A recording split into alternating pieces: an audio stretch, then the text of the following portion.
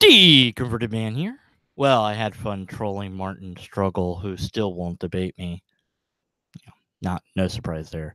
He had a little hangout with his friends. He actually let some non-theists, and they didn't like that I was demanding evidence for their claims.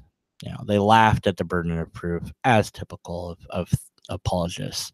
The common trope. There's many common tropes with apologists, but one of them that I noticed during this was this idea that, well, when you demand proof of a miracle event, that suddenly that means that you can't rely on history because you can't repeat history in a scientific way either. I'm not talking about history. I'm not talking about that. I'm talking about this claim that you're making about a event that flies in the face of what we understand about physics, what we understand about the universe. That's what a miracle event would be, something that defies the laws of nature as we know them. Of course, there's problems with that definition, but that's the most common one. Maybe they had a different one in mind. Their whole hangout was to troll, I think. It was named, New Atheism is New Age bullshit. Well, how? The New Horsemen, and all them.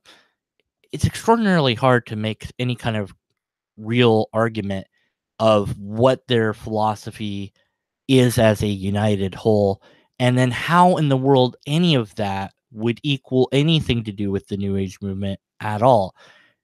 He's mentioned a love of nature, so I don't know. I guess they're irritated at scientism, maybe? I really don't know. We didn't get into that because, as they complained, I was doing a filibuster. Well, I mean, didn't they have a lot of time to talk amongst themselves already, honestly?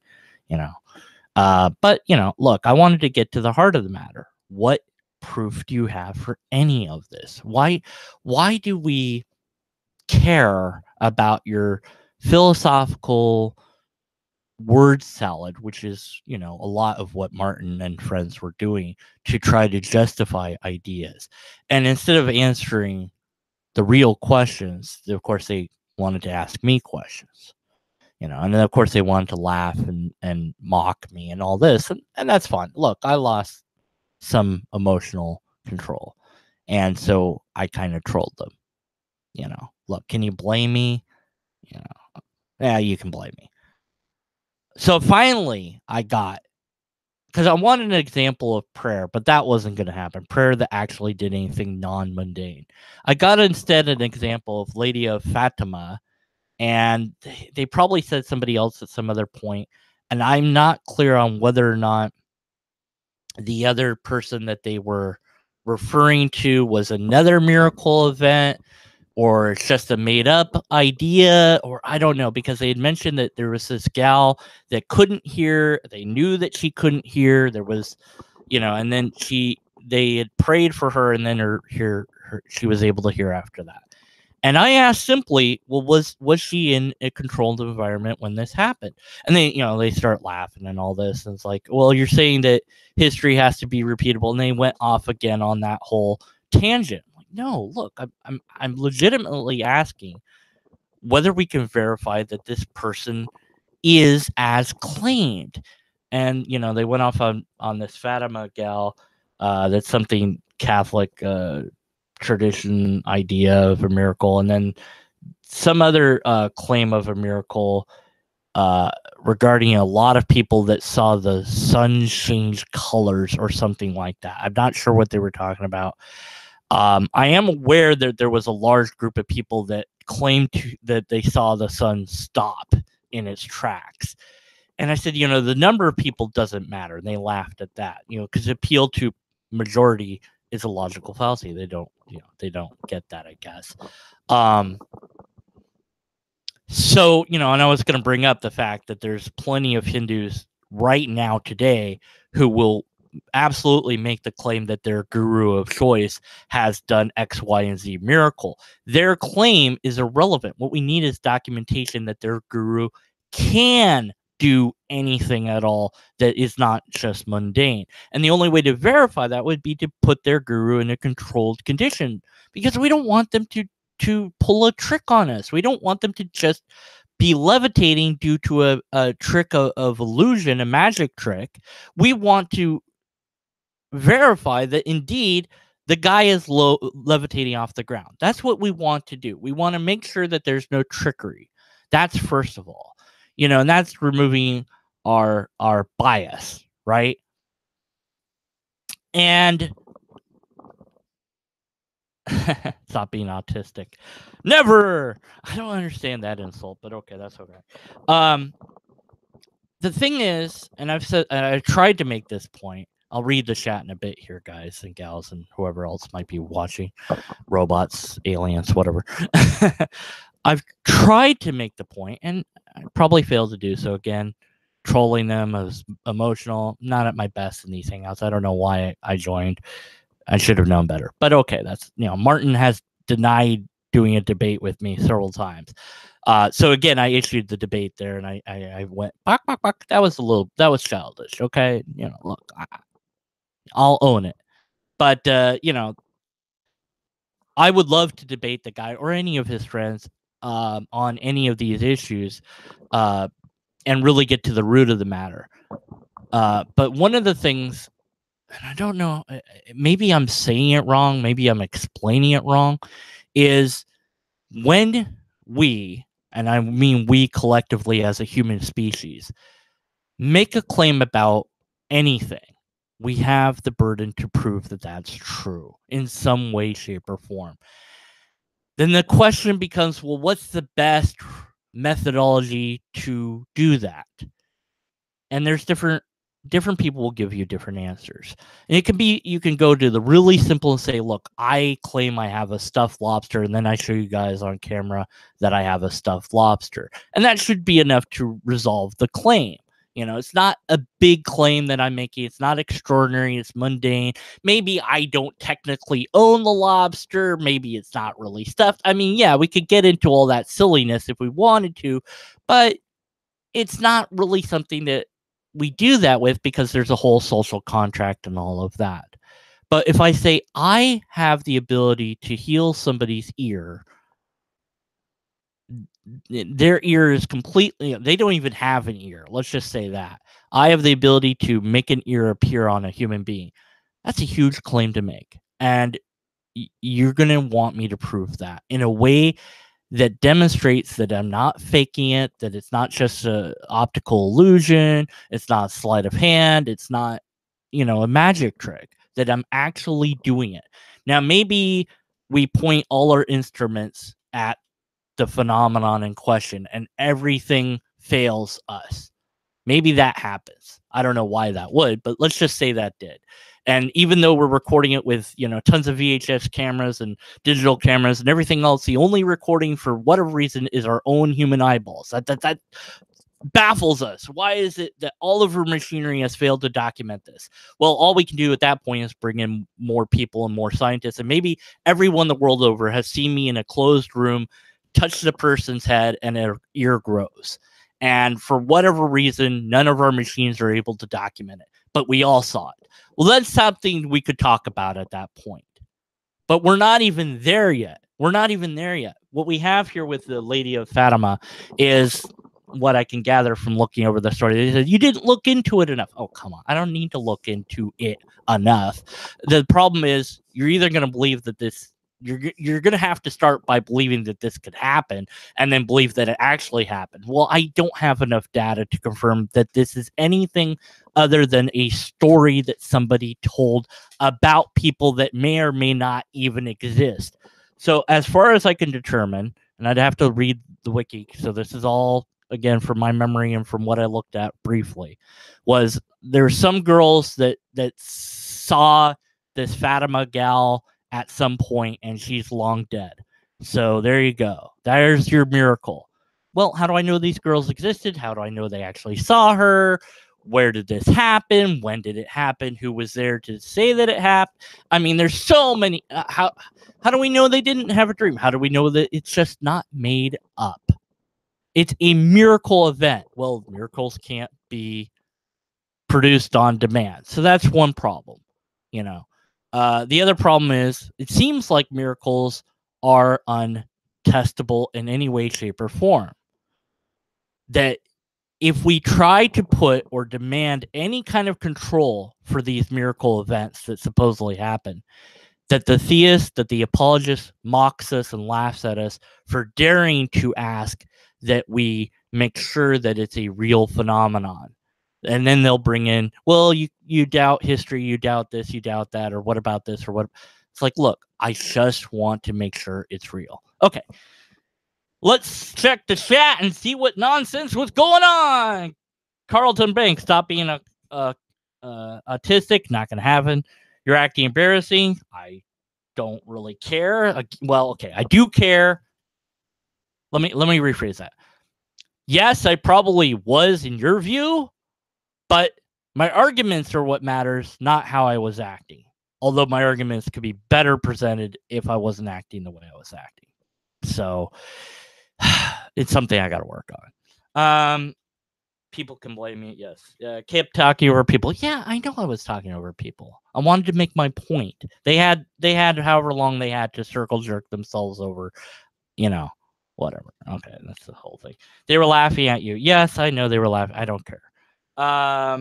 It's not the appeal to majority. That's referencing what I was talking about earlier with the, however many thousands of people that they claim saw the sun change colors. Well, I've got a news report. There's this thing called the sky, and depending on where you are in the world, the sun will look different colors to you because of the sky. So, wow, the sun changed colors. Really? There's also this wonderful color effect that happens in the north called the Aurora Borealis. I can't pronounce those words right. Ooh, magic. No, sorry, that's not good enough. I want controlled miracles, if that's what I'm asking for. Is that what I'm asking for? In a sense, I guess. I don't know. It's hard to say. Okay. Here's my thing. Well, there's two problems here. One is the problem that I would say a miracle is unidentifiable. The other problem I would say is that we can't test them. So both of those are huge problems. What I mean by we can't identify them, well, I don't know that that's that important to go into right now. The more important thing right now is we don't seem to be able to test anything. There's, as far as I know, let's see, prove Abraham Lincoln gave the Gettysburg. That's a different subject, whole different subject. That's a mundane event. Okay, you're not saying that Abraham Lincoln flew through the sky. Okay, yeah, sure, he gave the Gettysburg. It also existed. I have no problem with that. Now prove that Abraham Lincoln is a zombie. That's a different claim. Okay, you have to understand that one is mundane and one is not mundane. The mundane claims, I can grant you as many mundane claims as you want, and they might not be true, and I might be a sucker for granting them to you, because that can be the case. But I'll do that because I know that mundane things can happen for sure. In any case, you want to know what's this miracle? There's atheist experience about it. I'm sure that they've called in, and there probably are. And of course, why it's not true. Again, yes, with the Lady of Fatima thing, I don't see this as being even remotely verifiable, let alone being true. I mean, it could be that these people had some hallucination. I have no idea. There's not enough data for me to assess in this case. Let's see. Why? Okay, so Sir Luther DawnBreaker, why did I open with a false dichotomy of either prayer or no prayer? Okay, well, that's a fair question. And again, some of this might have been my emotion, but that's a fair question. Well, here's the thing. I don't know that it depends what the person believes prayer can or can't do. And I want to try to simplify it to either prayer is a testable phenomenon or it's not. One or the other has to be the case. Now, maybe you say there's a third option, but I'm just going to reduce it to this for now. And what I mean by that is, we pray X thing in Y way, and then Z happens as a consequence to that. So taking the Bible for an example, there might be a different religion you were here to, I don't know, but the Christian Bible, way back in the Old Testament, there's this whole thing that goes on between Baal believers and Jehovah believers. And the Baal believers build this idol to Baal, and they pray and chant and do all this for days and days, and nothing happens. Jehovah believers say one prayer, and God lights their thing on fire after they've made it super, super wet. Well, that is something to think about. If we could do that today, and if we could do it within a big building to make sure that nobody is doing any foolery or trickery, there's a potentially repeatable experiment that could hypothetically be done. So we just get enough people to pray about Baal, and we get, however many Christians or whatever, Catholics or whatever denomination we need to pray to Yahweh, Jews, whoever. And if that one thing lights on fire, even after we've doused it with water, hell, we won't even include that part. We'll make it easier. But we're just making sure that they're not lighting it on fire themselves. That's why this is controlled. But if the one thing lights on fire and the other one doesn't, there's no lightning or anything else, then we have something to look at. We have something to investigate, and we can look into it further. Okay? That might mean that there's something other than the mundane world at work here. Okay? But what we have instead is, I pray to find my lost keys. Well, obviously, I'm going to look for my lost keys, and then eventually I'm going to find them. They're not just going to appear before me. If you go to a doctor, the doctor has studied biology. They have studied a lot of these things about how the body works, and they're going to be able to help you out with medications and with whatever, other things that you might need. So then the question is, if somebody, and there are people that do strictly believe prayer only, so it's not like this is not a thing that can happen. If somebody believes that prayer only could heal someone, then you would never go to a doctor. And in that case, it's a fair dichotomy. Which would you rather do? Go to a doctor and get checked out for your woes, or pray? And people say, well, both. Well, why bother with one if we know the one works? Absolutely, we know the doctor works. The other one, at best, is a placebo effect. And, okay, great, but I get the placebo effect and the effect that it really works by going to the doctor, because I believe that the doctor can do something, and I actually have proof that the doctor can probably do something. Did I actually read the documents regarding the Lady of Fatima? What documents? What's in there other than a story? Why is it? This is so funny, my Crusader. I don't know, whatever. Offering to explain this to you. Also define mundane. Okay, hold it. What? Fine. Okay, I'll let whoever into the chat to actually talk to me in a bit here. I want to go ahead and address these questions bit by bit as well as I can before I do that. Let's see, where am I? Where the bleep was it? Sorry. Oh, define mundane. Mundane is the natural occurrences that happen in our ordinary lives. Okay, mundania is kind of from Piers Anthony. I got that word, but mundane is the boring, the ordinary, the normal. I think I referenced the idea that if my room door opens up on its own, there are thousands of mundane explanations or natural explanations for it. So just substitute mundane with natural, either works. It could be the wind, it could be the house shift, it could be earthquake, it could be a really strong lot of insects. I mean, the list goes on and on. But to say it's a ghost, well, now there's problems with that. Maybe it's a ghost, but what's a ghost? And what proof do I have that there's a ghost in the first place? And how do I know that a ghost can open a door? And how do I know that there's even a ghost? So there's problems with that claim. if there isn't enough data for you to assess when do I deny it, there's nothing to deny if there's no data. Then you don't accept it as being true if there's no data or there's very little data. It's a story that somebody could make up. 1,000 people watched me levitate. Do you believe that I levitated? If you do, well, great. Because, then I can con you all day long. But you shouldn't, because I made up the story. Why should I think that it isn't a made-up story? What proof do I have that it is a real story and not just a made-up one? Openly contradicting myself. I don't know when or how I did that, but okay. Johnny put my Crusader on timeout. All right. King said, reduce prayer to material bait and switching. I do? I don't know.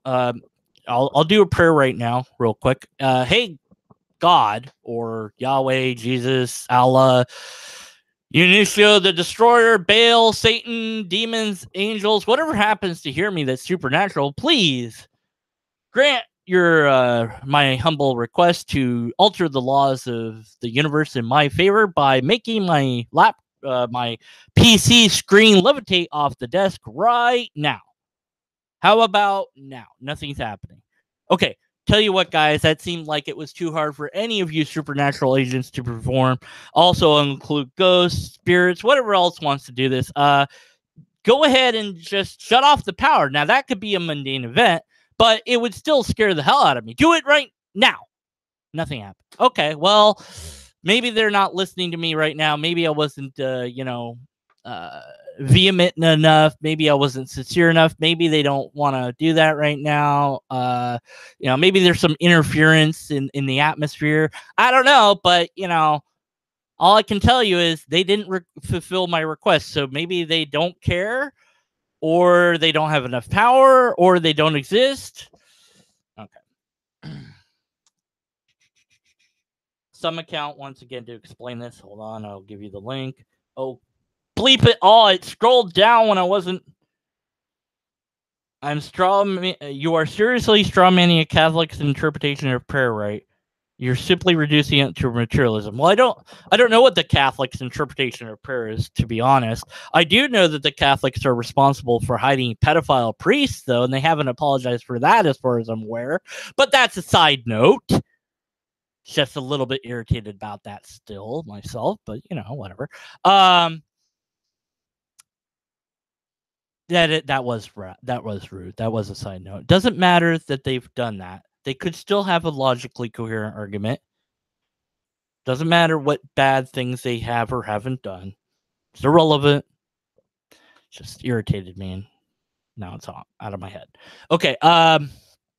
I don't know what their interpretation of prayer is. I don't know what they think prayer does or doesn't do.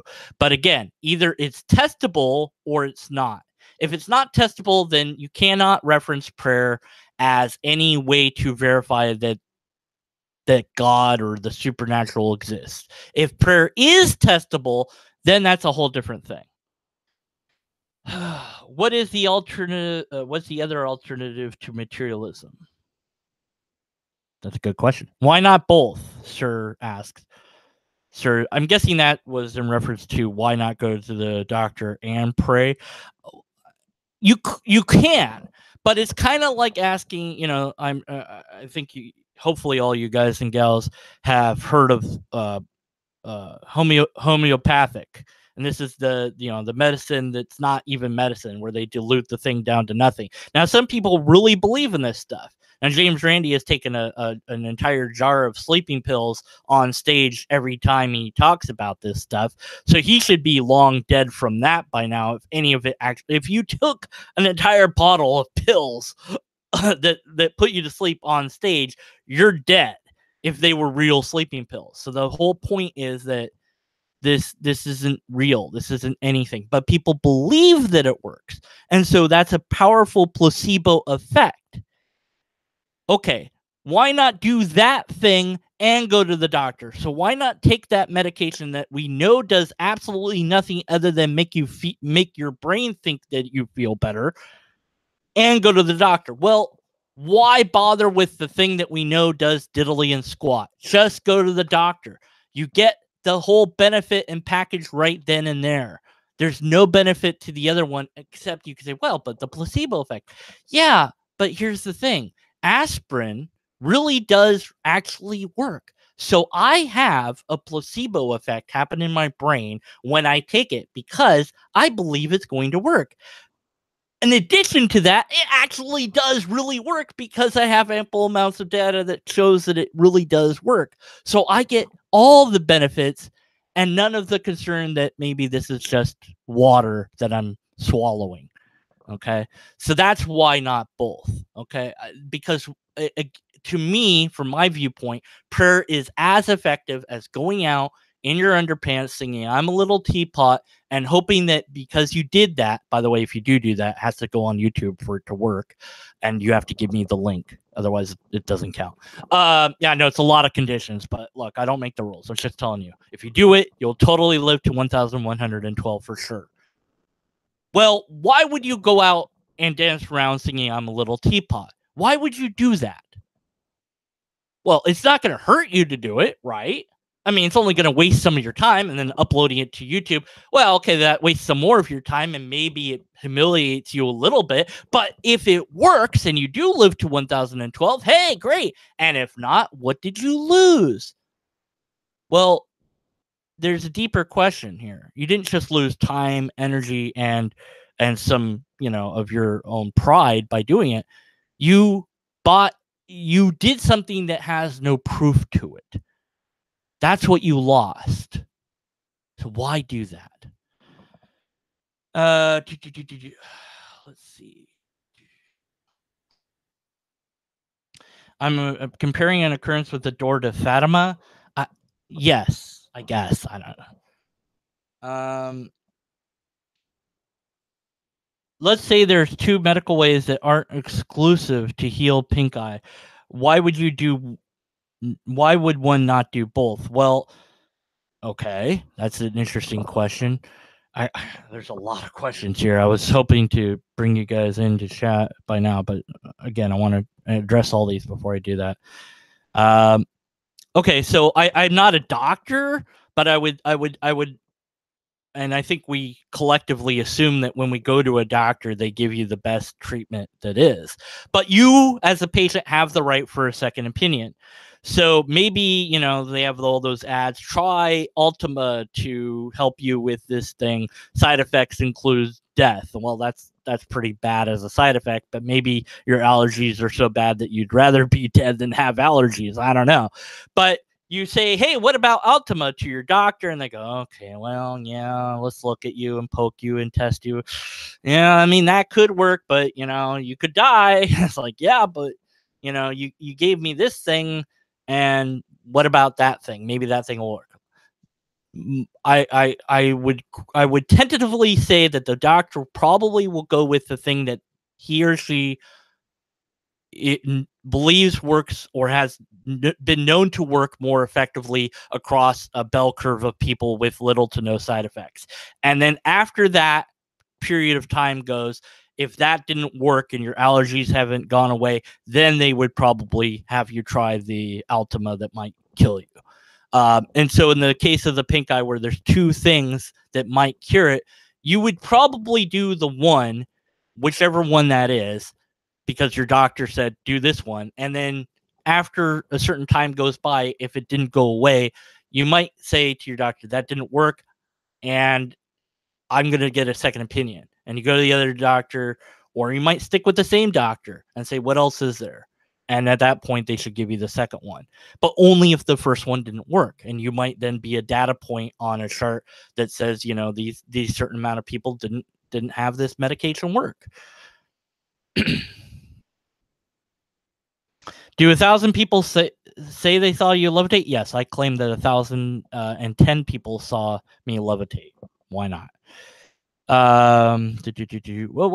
Dang, nabbit. Can you rename this video to Atheist Rambles Mindlessly Twittering for about an hour? I could, but I won't, King Chad. I might include your name on it.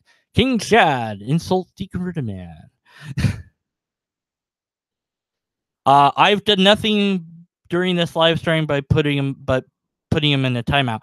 No, my Crusader, Johnny Drive-By put you in a timeout, not me. Graveyard Shift, greetings, everybody. Hi. Hi. Disproving the claim. I see nothing on the shirt. Yeah, well, Our Lady of Fatima is bullshit. I mean, there's nothing to it. It's a story about, 3 girls that maybe saw a vision of somebody 19th century. Woohoo!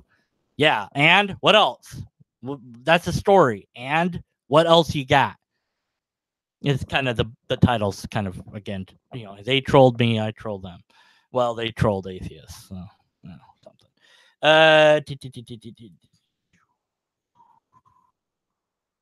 Okay. Sir, Luther DawnBreaker. God, my God, people have to stop typing at me. I love this, by the way. The reason why my prayer didn't work is because it was insincere. Aha! I love this. I love this response. You can always claim that about things, can't you, Sir Luther DawnBreaker?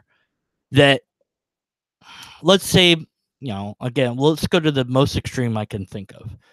If everyone in the entire world today prayed that my computer would levitate, would it levitate? Yes or no? Well, and I'm sure you're going to answer the question, or you might even say it's unfair to ask that question. You might say, well, that's a test of God. So, of course, God's not going to answer it yes. Well, then prayer is untestable because God decides to not answer the prayer. Even doesn't matter how sincere the people are praying. Sometimes the answer is no, right? And sometimes the answer is wait. This is what I was told as a Christian. Well, the problem with yes, no, or wait is I can pray to my milk jug and have the same exact result. Either my prayer to the milk jug will be a yes, or it will be a no, or it will be a wait or a maybe. And you know what? I have a very effective result for a magic 8-ball as well. And whenever I used to do this when I was younger, I would pick up magic 8-balls at the store and I'd say, do you work? And then I'd shake it. And if they said yes, well, then I got something. But most of them said no or wait or ask again. So I'd be like, well, that one's defective because it should say yes every time. Yes, I work. Okay, great. Is my name my real name, which I won't reveal here? I'll just say Dan Green. And it should say yes, your name is that, but it doesn't. So, doesn't work. It's not testable. He is talking too long. I missed when he was getting laughed at because of ridiculous skepticism. I know, Mod Crusader. I know. I love you too, Mod Crusader. I do. Okay, let's see. Johnny, I'll correct you a little bit here, Johnny. Mod Crusader wasn't actually doing an ad hom attack. He was engaging in heuristic. I can never pronounce this word. It is erratic dialogue. And erratic dialogue is when we try to insult each other with words to knock the other person off their pedestal. And we do this to reveal the deeper basis of the conflict. So when people say the word argue, and you think of, say, a man and a wife arguing, like they're arguing over whose turn it is to take out the trash, and they start insulting each other. Well, your mom this, and well, remember, last week, blah blah. And they start doing this game with words. And meanwhile, the trash wasn't really the problem. That wasn't really what started the conflict. The real deeper basis of that conflict is that, in this case, maybe the woman feels that by not taking out the trash, that he's shunning that responsibility, and therefore, because of that, that might mean that he'll shun the responsibility of taking care of her, so that makes her feel nervous and scared, and that's really what the argument's really about. But the language that they engage in will never get to the goal of the deeper basis of it. And so insulting me is a way to try to knock me off my pedestal in hopes that I will insult him back, and then we can engage in this little game of insults back and forth. But it won't get to the true reason that he's upset at me, which I don't know what that is. It's you've irritated me due to X, Y, and Z. You did this thing and I don't like what you did. Okay, I understand that. I apologize for hurting your feelings. Let's talk about this. All right. And let's see. And oh my God. Then Microstrator is indeed now trolling at this point. And okay, so everybody has had some say or another. All right. Finally got to. I will have anyone on that wants to come on. Mod Crusader is not angry. He's laughing too hard right now. Okay. Well, I'm glad that if nothing else, we're providing you with entertainment.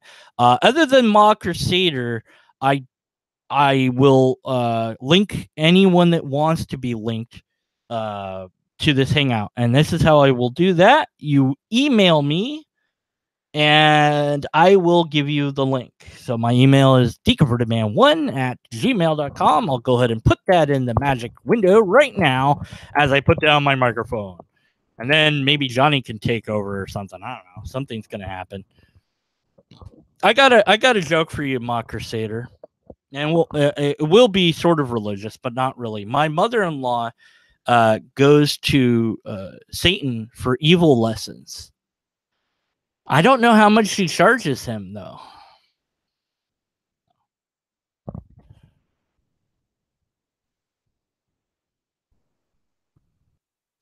Deconvertedman1@gmail.com. Deconvertedman@gmail.com. There it goes. Everyone's got the link. Everyone's got my email. Now I wait for the spam. Here it comes. I'm going to get so much spam from my Crusader. I'm like, I'm going to sign you up for everything. Can you send me a link to a hangout? I sure can. Here we go. Here comes the insanity, everybody. Boom, send that. Exit that. Okay, click on that. How many things do I have? What that was what? No, that's not from anybody. Okay, check my inbox. Nothing. I sent somebody a thing. All right. I'm gonna do more comedy for my Crusader that I have to steal from other people because I don't do comedy. There was a knock at the door. And the person opens the door. Nobody's there. Close the door. Knock at the door again. They open the door. Nobody's there. Close the door. Knock at the doors. Throw it open. They close the door behind them and they just wait. Then they hear a knock at the door from the other side. They open the door. Jesus is standing there. What the bleep is going on, man? Why are you messing with me? It's like, behold, whoever opens the door, I will come in. And then Jesus shuts the door on him and locks him outside. The end. Not a very good joke, but I don't know. I just came up with it on the fly. What's the difference between a picture of Jesus and the actual Jesus? It only takes one nail to hang up the picture of Jesus. It takes 2 nails to hang up the actual. That one's not very good either. I got, my mind went blank.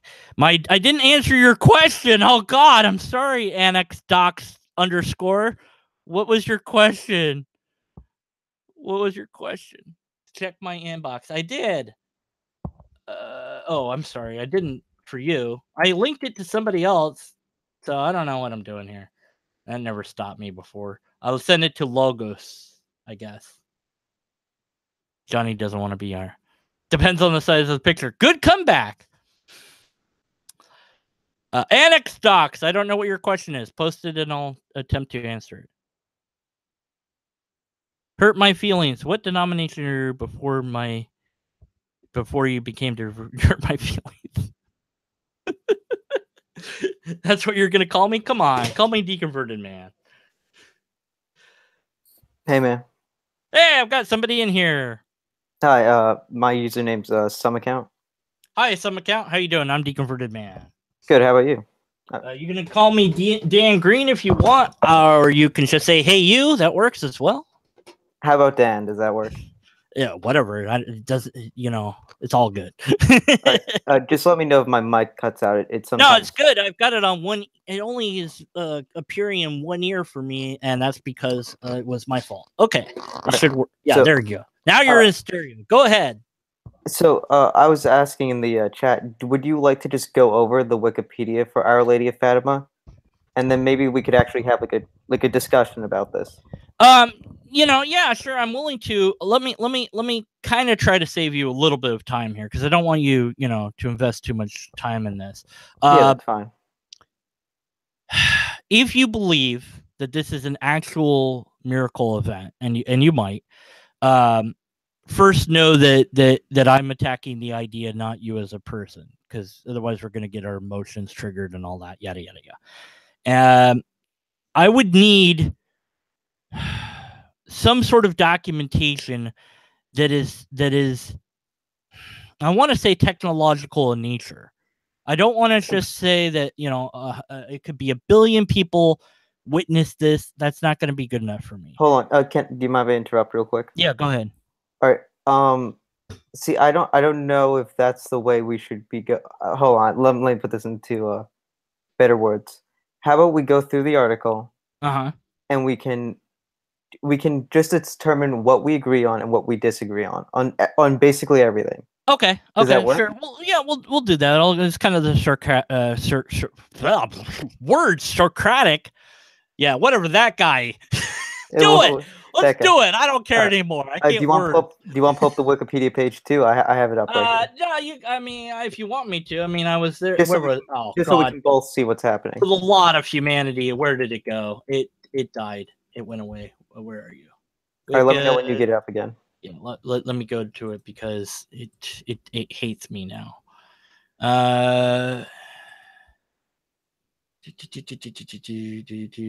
No, that was that. Where's the wiki? Do you need to put in the chat? Yeah, no, there it is. Lady of Fatima. I'm saying that wrong. It's just I say words wrong. Nobody else wants to be in the chat. Okay. Yeah, so I'm there. Lady of Fatima, Portuguese, blah. Okay, yeah, all that. Okay, so where do you want me to scroll to or whatever? You want to skip to the history section? History, prelude. Okay, what do you want? All right, so let's just go over basically the whole thing, and you can tell me where you disagree with it. Okay. And we can just go from there. I think that's a good way to go over it. Sure. All right. So to begin, let me just pull up. In the spring and summer of 1916, 9-year-old Luca Santos and her cousins Francisco and I can't pronounce that. Yeah. Mardo were herding sheep at the Cova de my Spanish is terrible. That's fine. Their home village in the parish of Fatima, Portugal. Mm-hmm. All right. So you said before during Mauritian stream, I'm pronouncing that wrong. It's fine. But it's not Martin. I've been saying it wrong the whole time. No, it is. It's not Martin. But we can agree that these three people existed. Sure. All right. There's no debate. Like, there's pictures of them if you want to click on the links. No, hey, look. All right, yeah, they exist. Sure. Right. And we agree that they lived in the parish of Fatima, Portugal. No problem there. They live there. Fine with that. No problem. All right. And they did claim. I'm not saying that this happened, but they claimed to see an apparition of an angel. We agree on this. Sure. Too, right? All right. They claim that. No arguments here so far. That's even better. Right.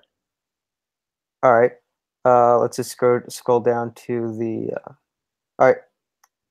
The angel identified as the angel of peace and a guardian angel of Portugal. Again, not saying that happened, just saying that that's what they said. All right. So far, no. I'm not. Yeah. Go on. Okay. If you want me to skip ahead anywhere, just let me know. Yeah. It's your stream. Whatever you feel you need to show or indicate that this actually occurred. I mean, cut to the meat and bones of it. Where do you think I'll disagree? Maybe you should go to that. I don't know. All right, yeah, I'll go to there, and then you can tell me if you want me to go back to anything else. Yeah, I'll just skip ahead to the miracle. Hey, you're a nice guy. I love you. Okay, go ahead. Do it. All right. Bring it on. All right. After some, this is for the section that says Miracle of the Sun. Okay.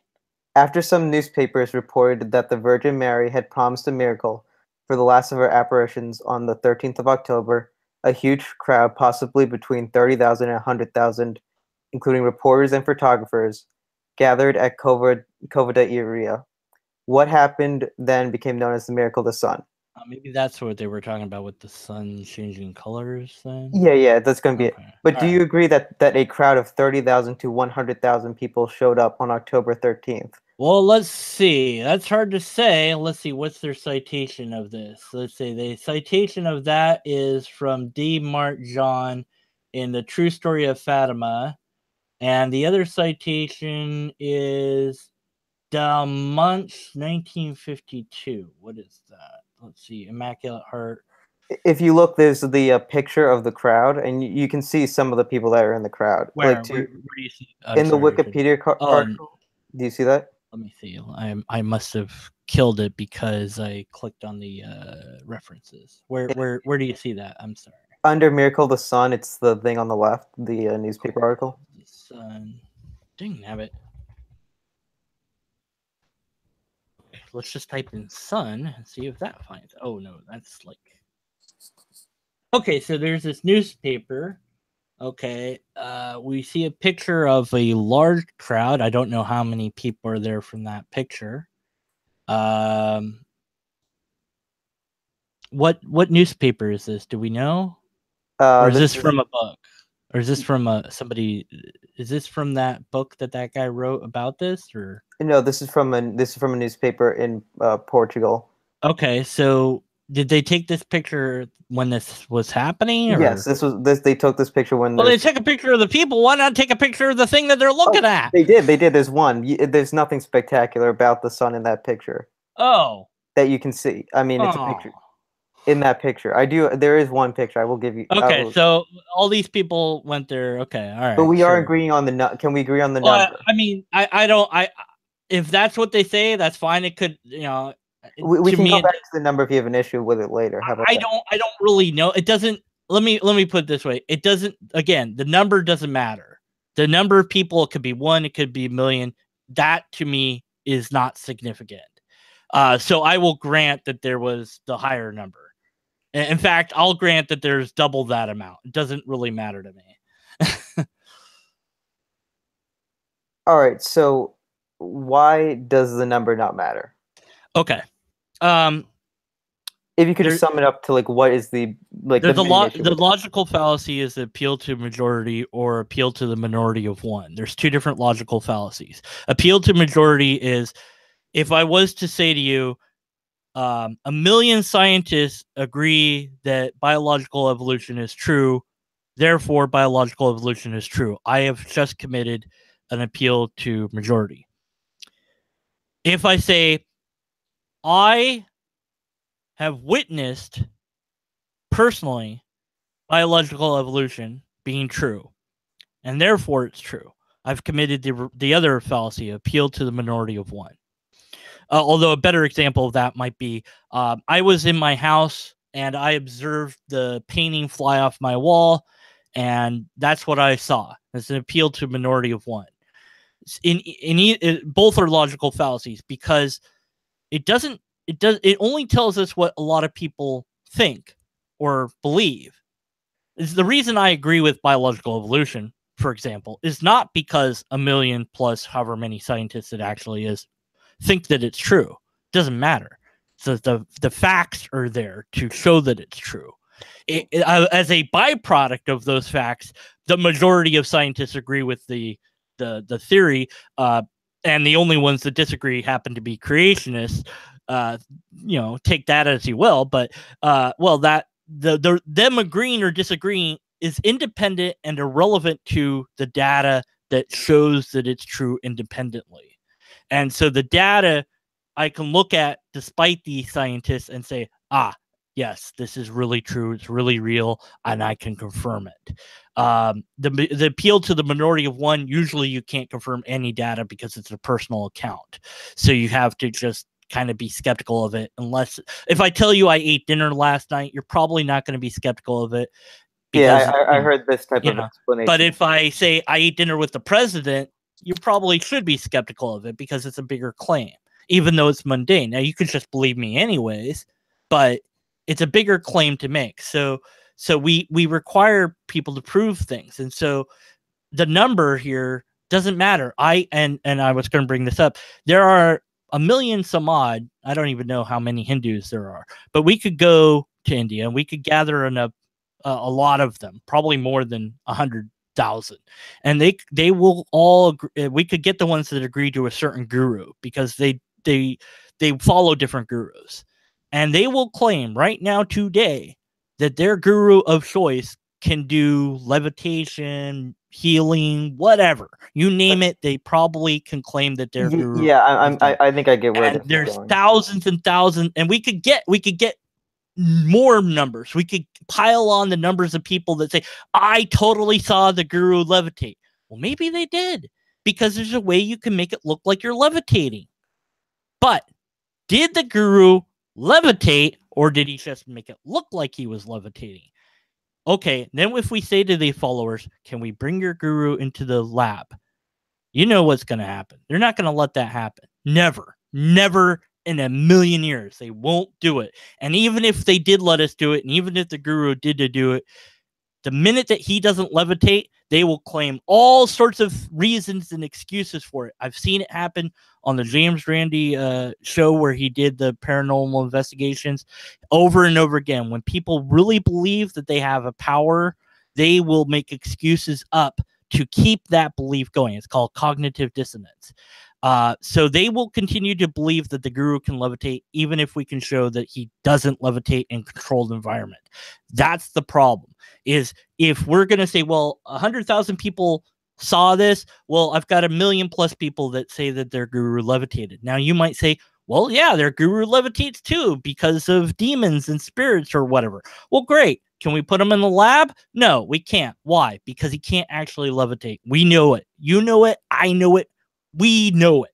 We know that the guy can't levitate. We absolutely know that for sure.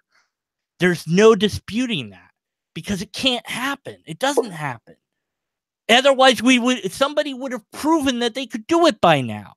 Well, I'm not trying to prove levitation. I'm just saying. I'm just saying as an example. So the amount of people that say, I see in this picture, they're all looking up. Okay, so here's what's happening.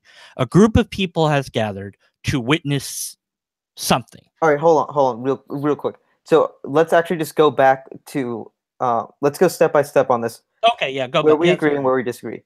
We agree that there was a large number of people, a extremely large, 30,000 to 100,000 people. Could be 1 million. That's whatever number you want to throw out there. But it's a large doesn't matter. Yeah. Of people went to this event. The people that are there claimed that the sun either changed color, danced, or changed color and danced. Okay. These are what the people that are there claimed. Sure. As far as I can see, all of them claimed it. Okay.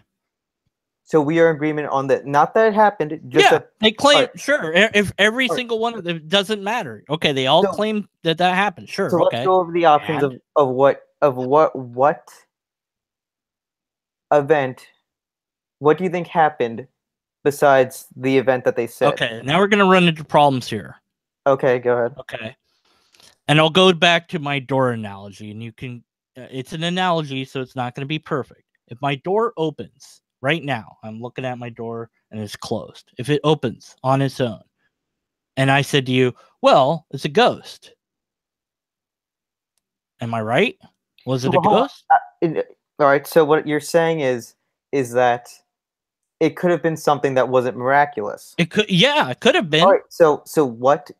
Let's go over what are the things it could have been instead. Well, it could have been the wind. It could have been an earthquake. No. It could have been insects. Let's go one by one on what do you think it could have been instead. It could have been any. It doesn't matter. My point is, there's a wide variety. We could be here all day. No. This is where I think we can actually have the conversation. Let's go over the different things you think it could have been. No, because then that's a way to.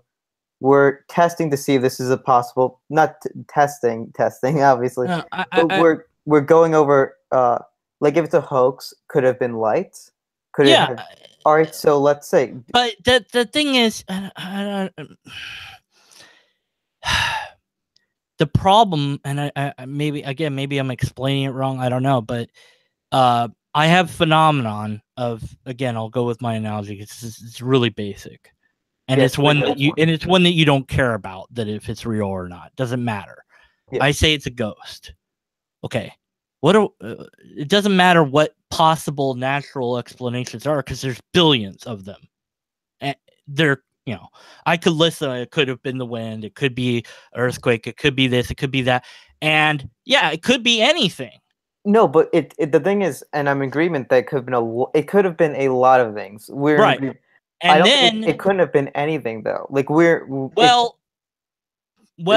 that's where it depends though, because if you're this is the problem I have when you allow the supernatural to be a thing, is either only the natural forces and mundane things that we're used to can open my door. In other words, wind or an earthquake or the house settling or a person or a lot of insects gathering together to push it open because they were trained to do so, even though that's ridiculous. It could be a thing, okay. Yeah, yes. But the moment that I say, or it could be magic or the miracle, then everything's off the table. Anything is possible at that point. No, but anything isn't. What you're saying is, all right. If you allow for magic, you run into problems. But I mean, I'll put that as a caveat. I'll just say that to run down the list of what I think this is not useful.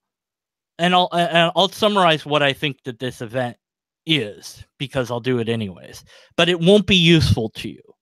Okay? If you honestly and sincerely believe that this is a miracle event for whatever reason, and it's something that you hold near and dear to you for whatever reason, that is a belief. And then the question is, are you willing to challenge that belief? Maybe you are, maybe you aren't. Maybe your brain is one that can't challenge that belief. That could be possible as well. I don't know, because I can't, I'm not a neuroscientist. I can't peer into your brain like that. And I don't know that. And it could cause you all sorts of mental distress to try to question this. I don't know. Maybe it won't. I have no idea. And you don't either unless you tried. Right? But the problem is, there's no way to show that it isn't true. The burden is to show that it is true. Because just all right, yes, hold on. The phenomenon is explainable in multiple various ways. The easiest explanation is it didn't actually happen. They just believed that it happened. All right, let's go over the explanations. All right. I understand. I'm not trying to circle back. I'll just do that. Okay. Well, let me explain it because you want me to, and I'll explain it as best as I can. No, well, you toss out one explanation. No, okay. Actually, hold on. Here's what happened. Okay. All these people gathered because they were told something was going to occur. And in this photo that I'm looking at of the paper or whatever, where they're all looking up in reverence, they're all expecting to see something. All it takes is one of them to say, "I saw it." All right, so you're saying that that is actually what some people have suggested, that it could have been some sort of group. I don't know how to describe it, but you know what I'm getting at. It is the same sort of phenomenon that can occur, and they've done tests and they've shown this to be so. If you go into an elevator, and I say this because there's plenty of YouTube things that show this, everybody is facing the back. Almost everybody that gets on that elevator is going to face the back of the elevator. Very few people will stand their ground and continue to look at the doors of the elevator because everyone else is doing it. If they have done tests where everyone is an actor but you, and they all start lying about the question results, you'll start lying about the results too. You'll go along with the crowd. All it takes is one or two people to say, "I see this," and you start agreeing. And the more people that do it, the easier it is to join in on that. It's so easy, and that's why riots happen. When people are in riots, these are normal, everyday people, and they'll say, "I don't know what came over me. I just was smashing windows next thing I knew." Because everyone else was doing it. It's a group phenomenon that happens to us humans. Yes, I know. That's what really happened. Now, if the sun had done anything, then it would have been visible everywhere, not just there. No, well, see, because the sun is an actual object in the actual universe. And we can see it pretty much around the world. I mean, obviously there's places you can't see it when the rotation of the earth is wrong. But it would have been seen by more than just these people. And so the fact that it's only seen by these people who were expecting to see something means to me that they experienced a natural phenomenon of biased in action. They thought they wanted to see something, so they did see something, and all it takes is one person to say, "Aha, I see it." And then that starts the chain reaction and everybody suddenly sees it. But in fact, there was nothing happening. But they'll walk away believing that something happened. And I know this happens. I'm a biology student, and okay, so that's my take on what really happened. All right, now I've taken some psych stuff before. I've heard of stuff like this, and I understand. However, my counter to this, I have to say, is there weren't the people that were there, as far as I know, and I don't see anything on here that suggests otherwise. No one disagreed on this. So ever. So when you're talking about, you even said in the elevator thing, most people when they get in the elevator will just face the back like everyone else in there. Not everyone will. Right. In this case, as far as I know, as far as the information is there, everyone did. Right. And here's why. So everyone that's going is expecting to see something. Yes, they're expecting to see something, but so out of the size of a small to large town, depending on your area, they have already filtered out the people that are going to be skeptical, because they're going there looking to find and see something. The reporter who's trying to be more objective, and you said the one pictures or whatever they have of the sun doesn't show the sun doing anything special. Yes, but the reporter still claimed that he saw it. It's in the newspaper. Him saying it. The newspaper reporter does as well. After he interviewed these people or before? Now we have a problem. Is this person somebody that believes that this could happen or not? The personal bias of the belief of these people is a huge factor. They believe that this miracle could happen. They believe one, and again, all it takes is one to start, and then the newspaper guy too. He could be like, lose his objectivity. Oh yeah, they said they saw it, and I interviewed them. I saw it too. And yes, all right. So I understand this. However, are you saying that because they believe that this is possible, it couldn't have been that it happened, and they believe that it's possible to happen? Hold on, let me rephrase it. No, what I'm saying here is what we have is people that wanted to believe that something was going to happen. They went to watch something happen, and then they came to believe that something happened. They were looking for something, and they found it. That's what you have here. And that's that. So what? That happens all the time. It happens. Yes, but this is for 30,000 to 100,000 people. It doesn't. Are you saying that it doesn't matter? No, but are you saying that all of them had biases though? Every single one. They might have. It's very possible, and even if that's not the case, if it was a huge crowd of, well, it wouldn't be a huge crowd of skeptics, but let me tell you what would have happened if it had been. Let's say that we have the same thing happen, and you have 1,000, what is it, 100,000 skeptics go, and they're told that the sun's going to dance in the sky, or whatever the hell is going to happen. And all the skeptics go. We're jaded. We have our crossed arms. We have our video cameras.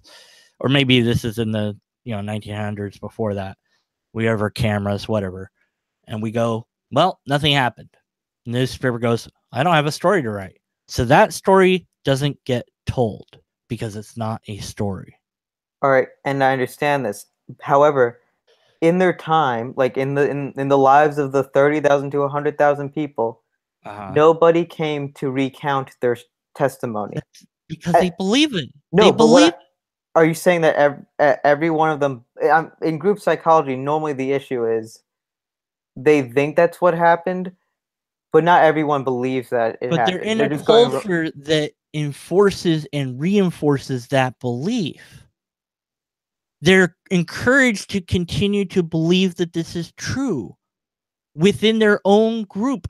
And even in their own brain, the cognitive dissonance will kick off. And if they start to question it, they will get silenced by everybody else. I don't know if I've been to church many times. Have you ever tried asking a question in like, say, Bible study, even where questions are allowed, and say, yeah, but what about this? And if you keep asking questions, they'll kick you out. They'll answer a few of them. They will.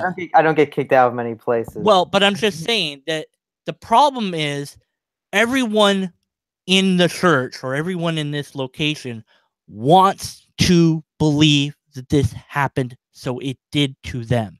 And no one's going to come forward to say it didn't, because that one person, they're going to say, no, don't say anything. Or if they did say, hey, it didn't happen, the newspaper article person, that's not a story.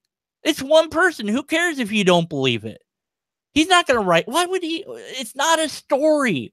And more so, why would he bother to write it? Because he's not, if everyone there believes in a certain religion, he's not going to sell any papers if he has some doubters say that they didn't see it or recount. But it doesn't matter, because people don't necessarily change their story later on. Let's say yes, OJ Simpson is a good example. We know he did it. Come on, he did it. Hold on, we can debate that one later. I mean, come on. Well, but I'm just saying, come on. He wrote a book, If I Did It. Yeah, well, come on. At this point, now he could confess to the murder and he can't go to jail at this point. He's already been fined by the family. Even if he confessed, nothing could be done to him legally. I mean, things could be done to him illegally. Yes, I understand that. But he could confess. He won't, because he believes he didn't do it at this point. Probably. Wait, do you think O.J. Simpson doesn't believe he?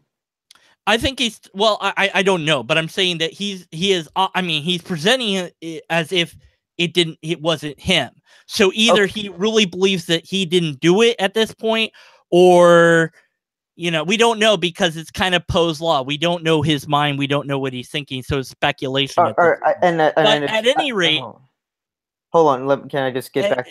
Yeah, that was kind of a tangent, but my point is, it happens. Yeah, can I just with the number of people and all this is a past event, and I've got a present event that I can still say to you, well, I've got 1 million plus Hindus that say that their guy can levitate. Do you have 1 million plus Hindus? Well, I don't know how many there are, but I can't name of a guru. Well, I don't know off the hand, but if we want to round up some Hindus that believe that their guru can do X, Y, and Z, we could probably do it. It might take some effort and some money to do so. But my point is, we know that we could probably do it if we wanted to, if we had the funds to do it. We could gather up those people, because they will say that. They will make these claims. Yes, I understand they'll make the claims, and they may believe it. However, what I'm talking about, how do we know that it happened? Not what they think happened. I understand this. However, what happens in group psychology is people have a false memory. They think that something happened that didn't happen. And we're in agreement with this, right? Sure. All right. So in the case of an event like this, people's stories would change, not because they didn't believe it, but because it's a false memory already. So someone's memory of the event is already fake. Mm-hmm. So it's not going to stay consistent. This normally does, normally people's memories don't stay consistent. Mm-hmm. Like, you ever know, like the common phrase, it's, you don't have to remember the truth, kind of thing. Mm.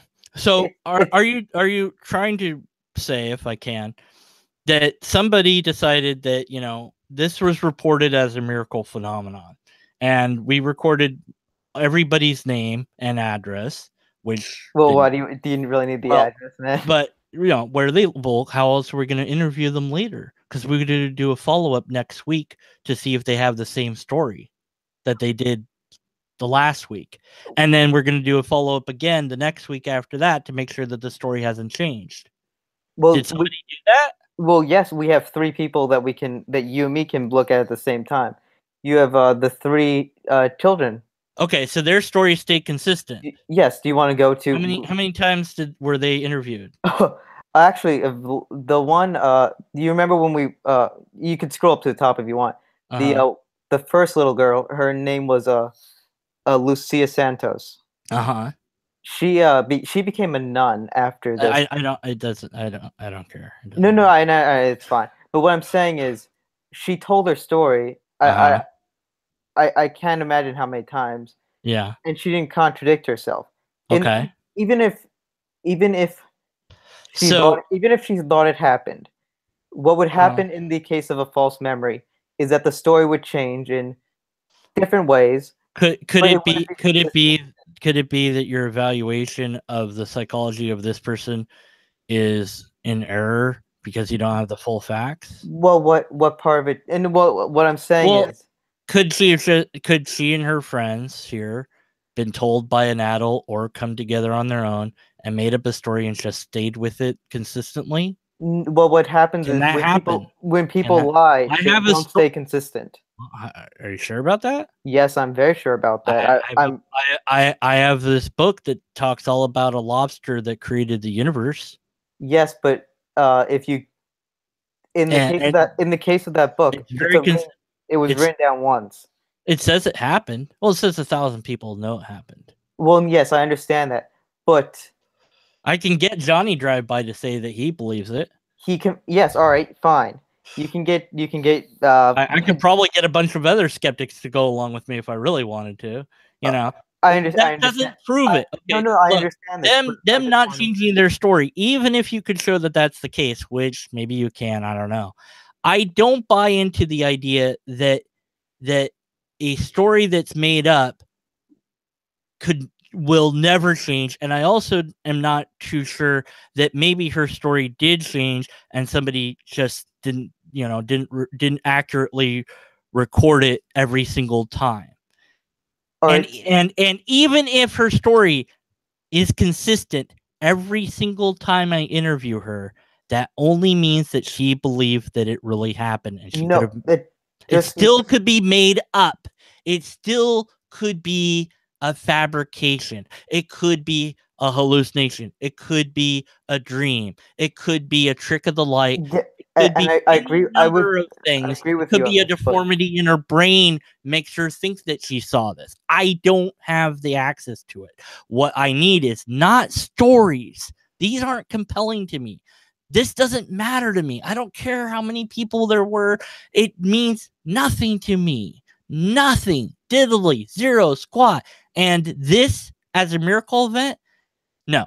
This is not a miracle event. It's a mundane event, and it's done. No. I want to go over this part. We were talking about stories.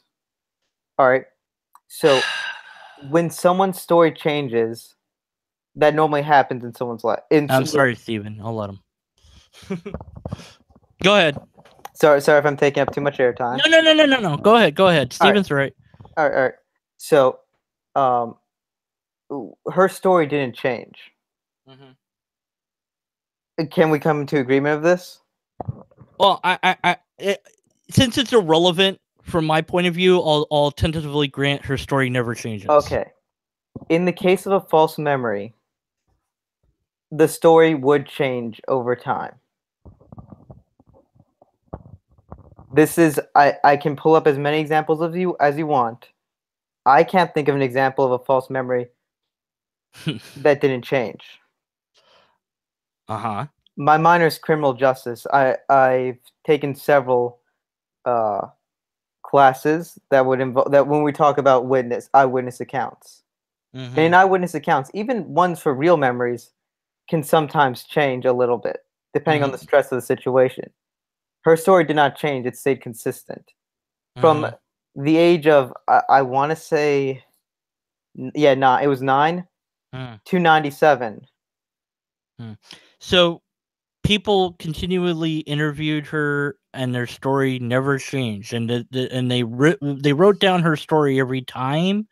I mean, there's ample documentation of all of this. She wrote down. She has 6 memoirs. Oh, she wrote it down, not somebody else. So somebody else. There's other people that interviewed her.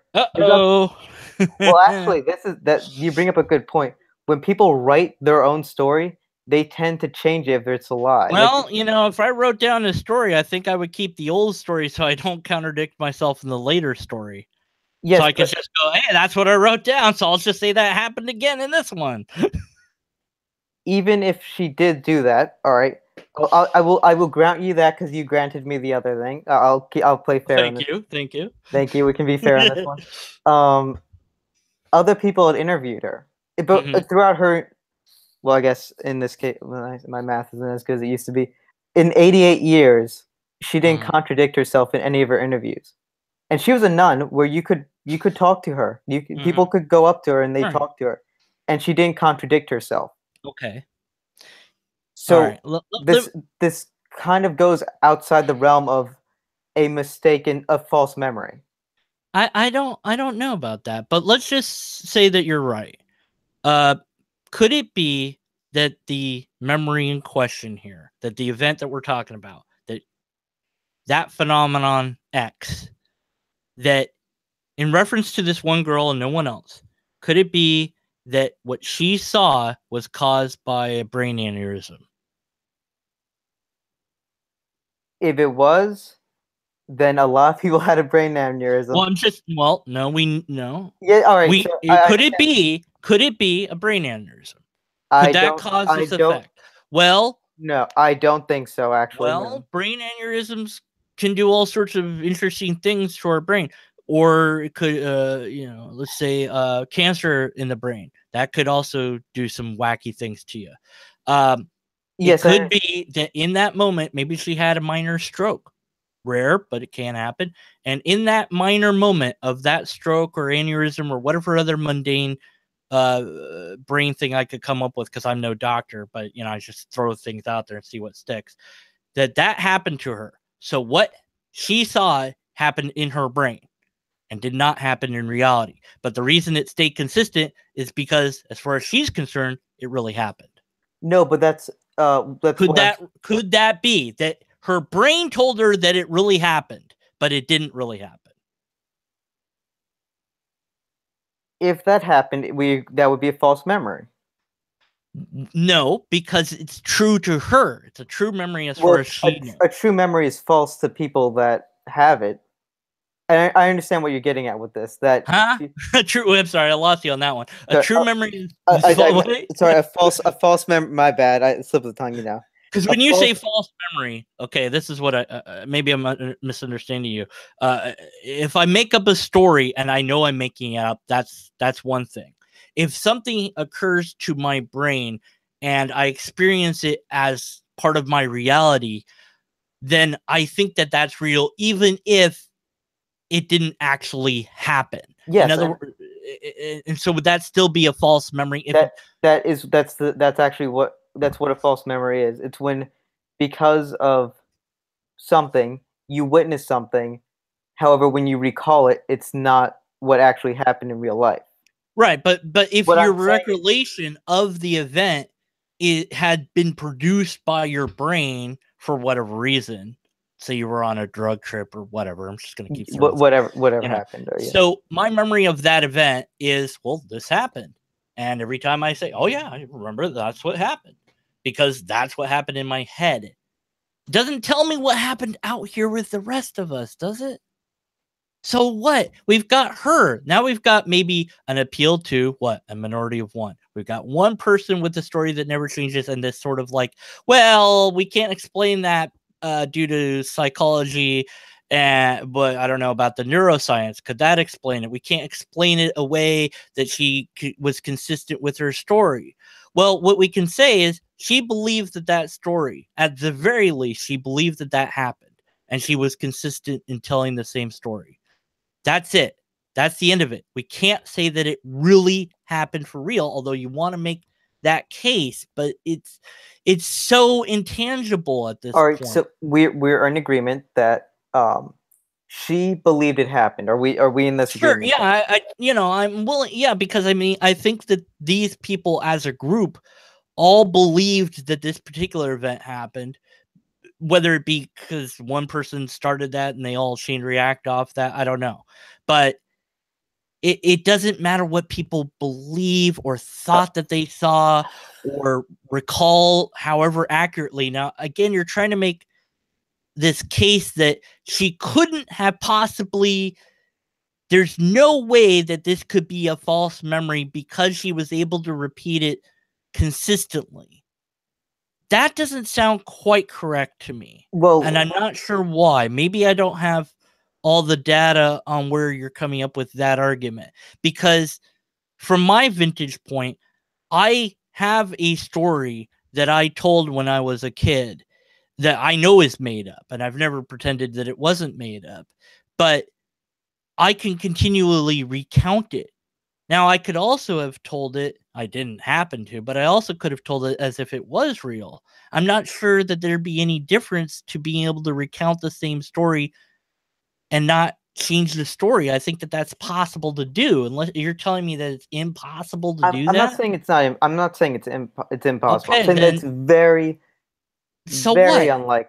Then, That leaves room for error. I understand this. Yeah, but you're basically, to me, and again, this is an appeal to incredulity. I can't believe that there's any natural explanation that could account for her thinking that this happened. And that's what I'm going to base on that conclusion of the one person that I have well documented, that's going to prove to me that this miracle happened. Well, there's more than one person well documented. If you more than just the one person, is everybody as well documented as her? Well, her cousins are right under her. If you go back to the Our Lady, so we've got 3 people that are well documented. Did they also get as many interviews as she did? Did they also write memoirs? Okay, so they shared the story among themselves. And all right, so we're coming to the point where we're in agreement that still a story that they thought it happened. Yes, probably either they thought it happened or they made it up. I don't know which way, because you can't know their own brain. You can't read their minds, and they're long gone. So I can't, I presume we can't examine their brains. So do you apply this to other historical claims? And I've heard, if they're supernatural, absolutely. But what about natural claims? I don't care about the natural claims too much. So you don't. Here's the thing. Okay. Abraham Lincoln gave the Gettysburg. Sure. Okay. If he didn't, well, shame on me. Whatever.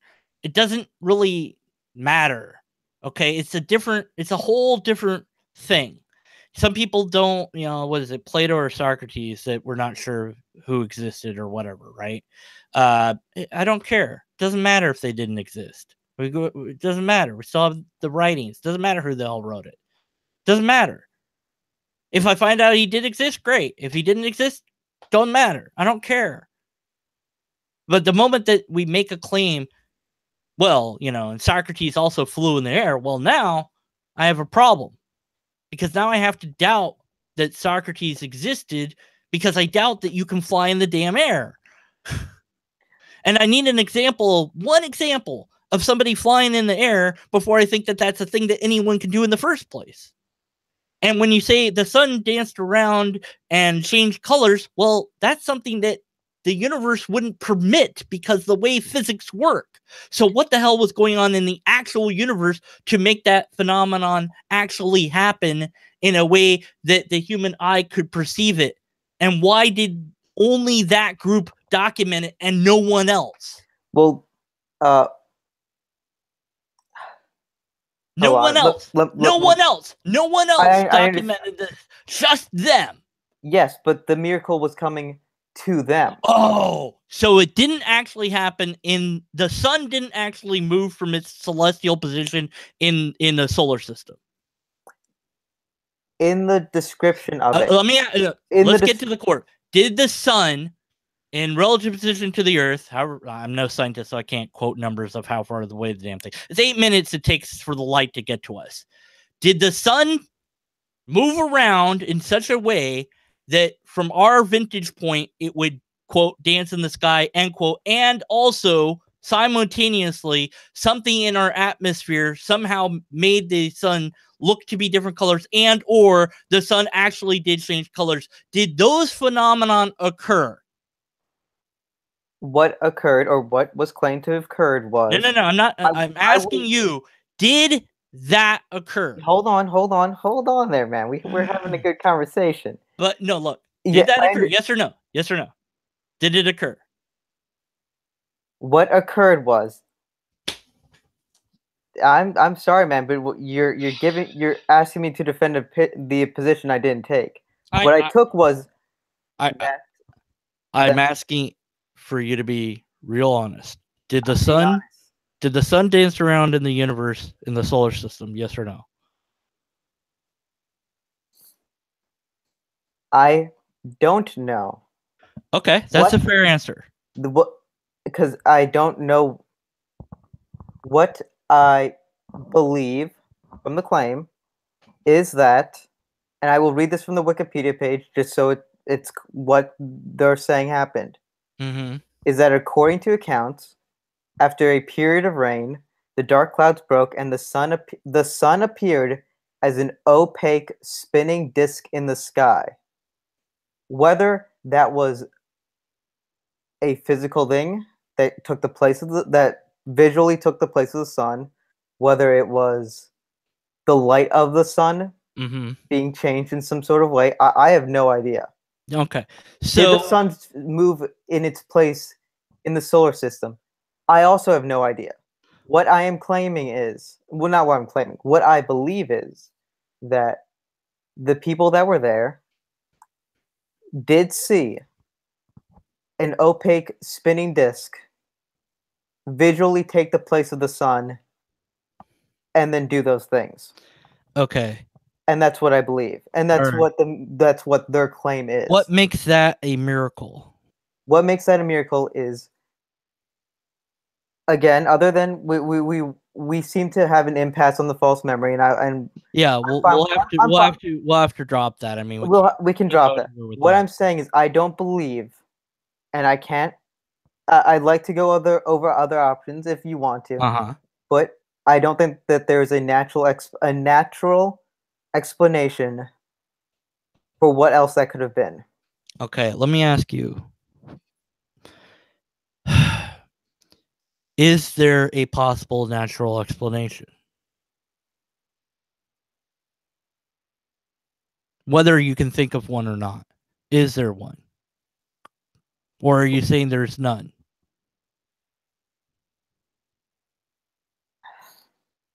I'm just working on phrasing here. Hold on. As far as we know, there is no natural explanation for this, is my claim. Do you disagree on that, though? I'm sorry. I glanced at chat. That was a mistake. It happens. Say it. Yeah, it happens. My mind, I was listening to you, and then I glanced at chat, and my mind went gone. Okay. Let me rephrase it, because whatever the bleep you said, I missed. So, how can I say this better? I understand what you're saying. Yeah, I asked what made this a miracle.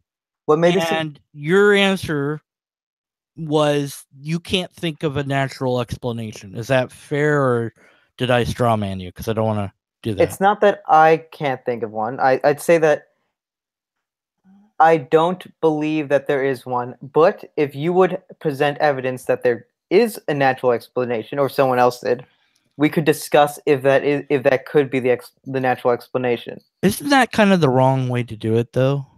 What makes you say that? Well, I think it's kind of backwards. Hear me out. And again, gonna go to my analogy. We're gonna get sick of this damn analogy. Door opens. Ghost did it.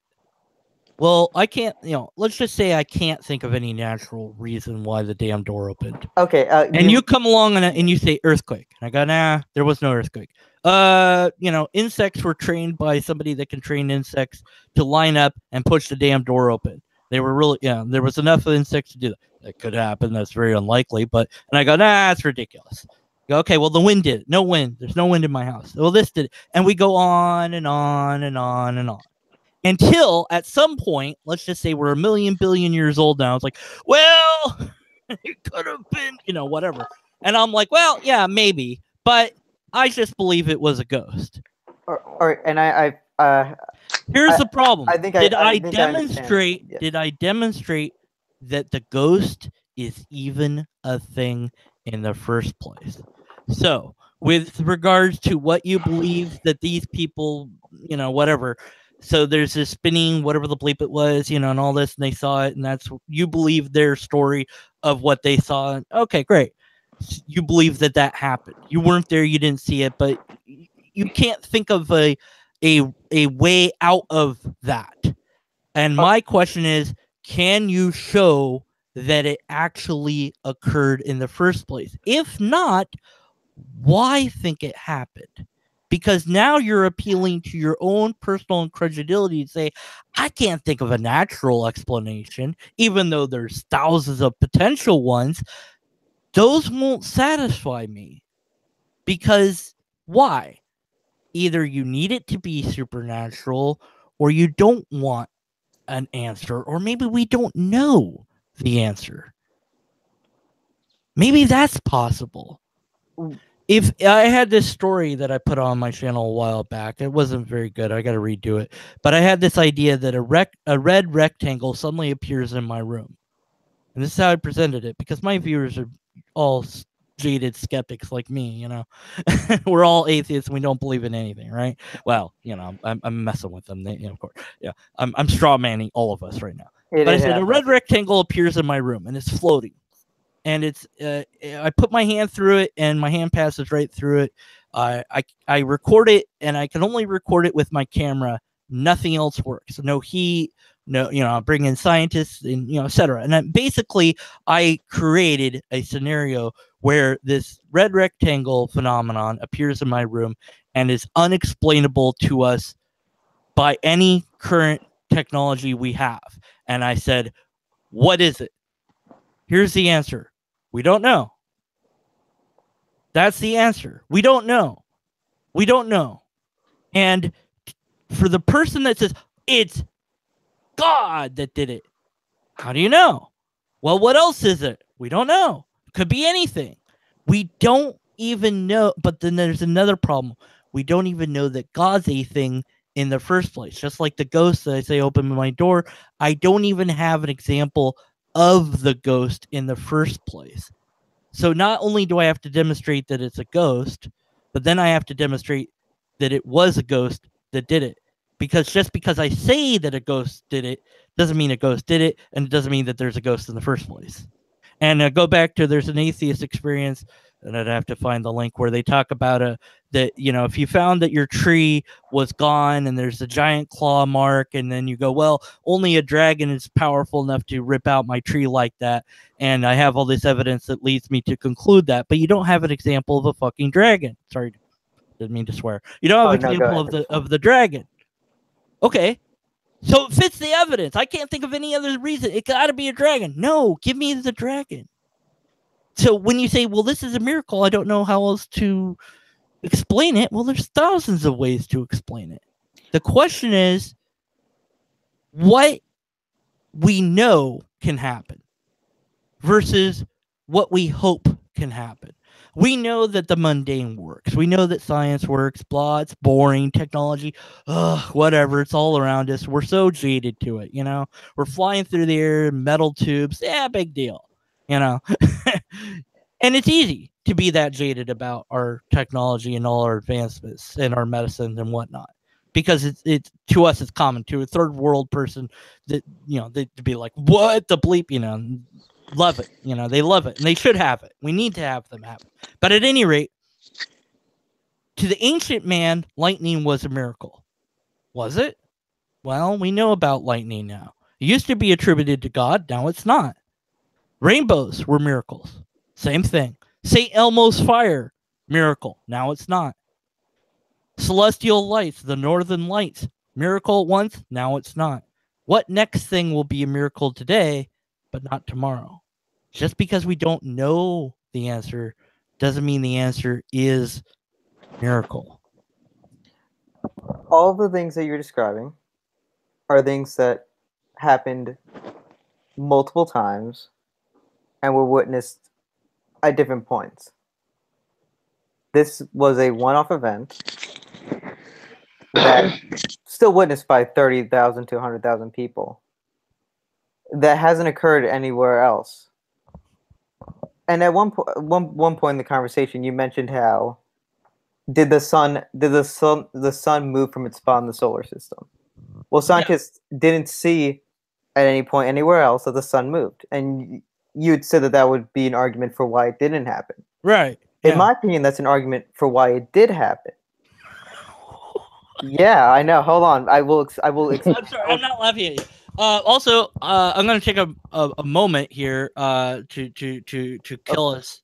There is Mortimer has not said a word, so I want to give them the stage. Oh, I've just been contemplating your red triangle or your red rectangle there. Oh yeah.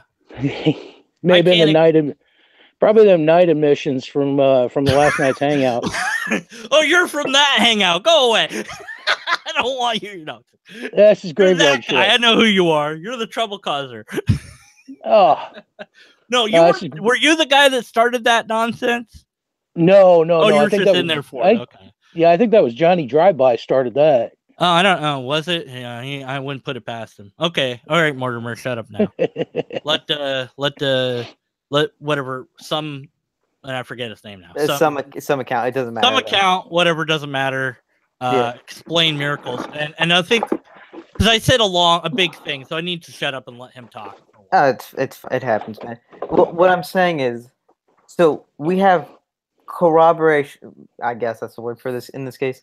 We have other people from other parts of the world around the same time not witness anything different with the sun. And we had people in one location witness something happen in the sky with the sun that would be very visible and unusual to other people. Mm-hmm. So something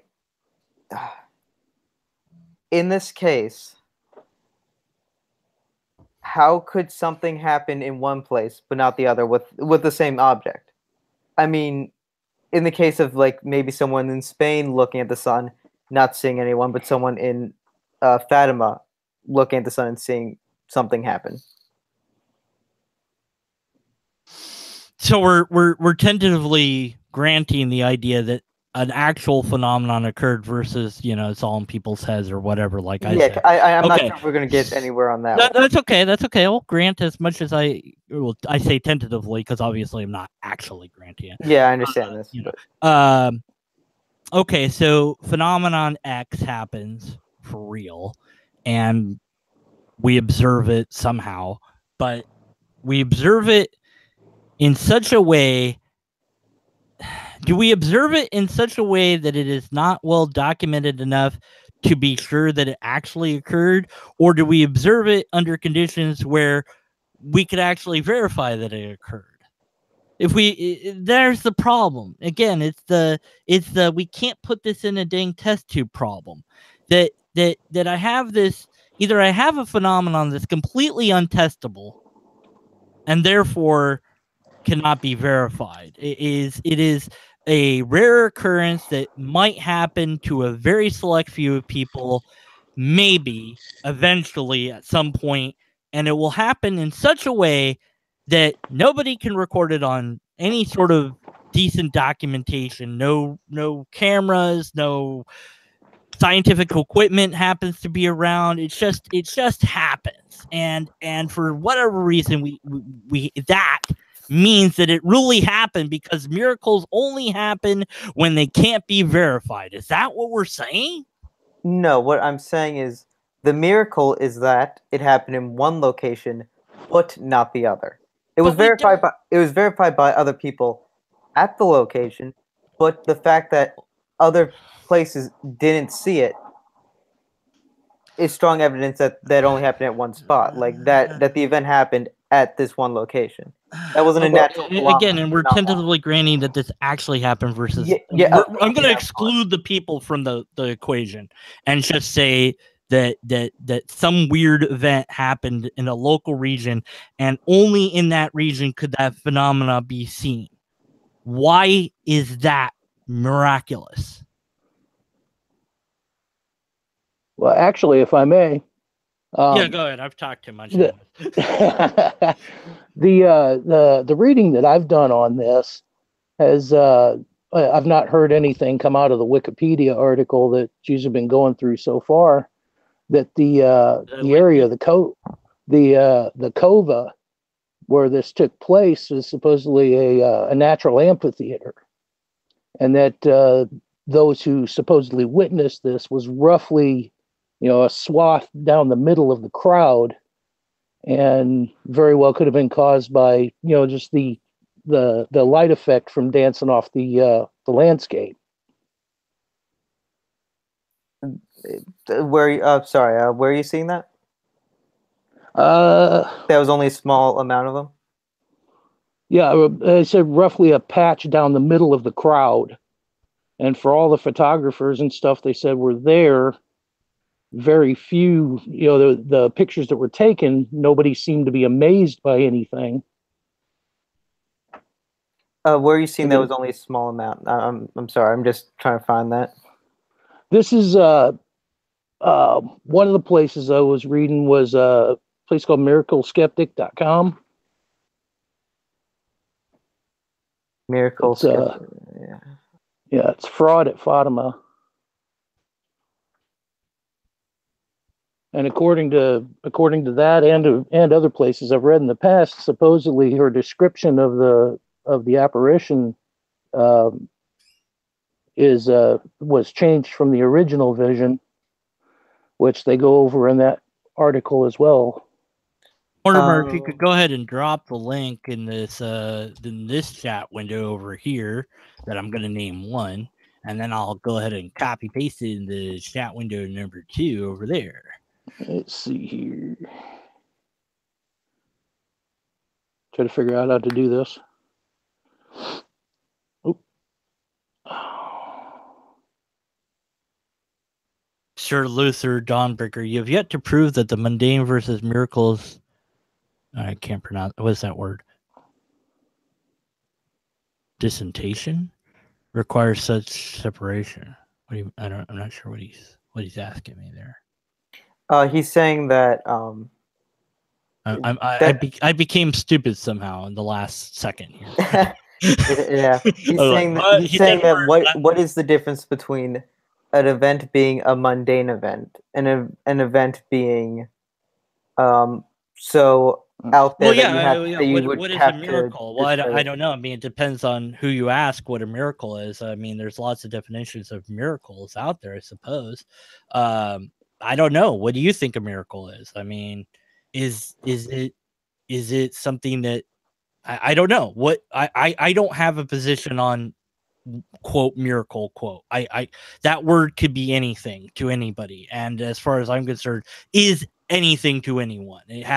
I don't think it has. I mean, there's a definition that you can cite and say that's the definition I want to use, and I'll go with your definition. But I don't have one. I just go, yeah, is that even a thing? Because I know the mundane. I know that's things. I know normal stuff happens. This miracle, whatever the bleep that is, I don't even know what you're talking about necessarily. So that's a problem. Then when you further define it, as we've been trying to do kind of here, we're not really doing, but we're dancing around that as well. So I don't know, man. I don't know. I'm sorry, Sir Luther DawnBreaker. You're invited to come in, certainly, if you're able to. I really don't. I mean, I don't know what you said. What he's saying is, what's the difference between a miracle and the natural? No. I think that what he was trying to say was, how earlier you were talking about you don't dismiss the Gettysburg Address because that's a mundane event. Yeah. Well, he's saying, at what point does something go from being a mundane event that you don't dismiss to a non-mundane, an extraordinary event? Well, that you would be more likely to dismiss. Yeah. At what point does that happen? That's a tough one. I would say, I would say anything, anything that as far as we know, at any rate, would break the normal laws of physics as we understand them. So the sun dancing around would certainly break a few laws of physics if the sun indeed did just a few. Yeah, just a few. Yeah. And that's without changing colors, because that's probably some other chemical stuff going on that I don't know. And once asked Bill Nye if the moon was made out of cheese, what would it really happen? And his answer was kind of, it was okay. It wasn't what I was really looking for. But anyways, we could actually map that. We could actually show what would happen if the moon was made out of solid cheese, and it would probably just crumble into nothing because it doesn't have enough mass. But we could do that on a computer simulation, right? If we wanted to. Somebody do that for me, because I want to see it. Anyway.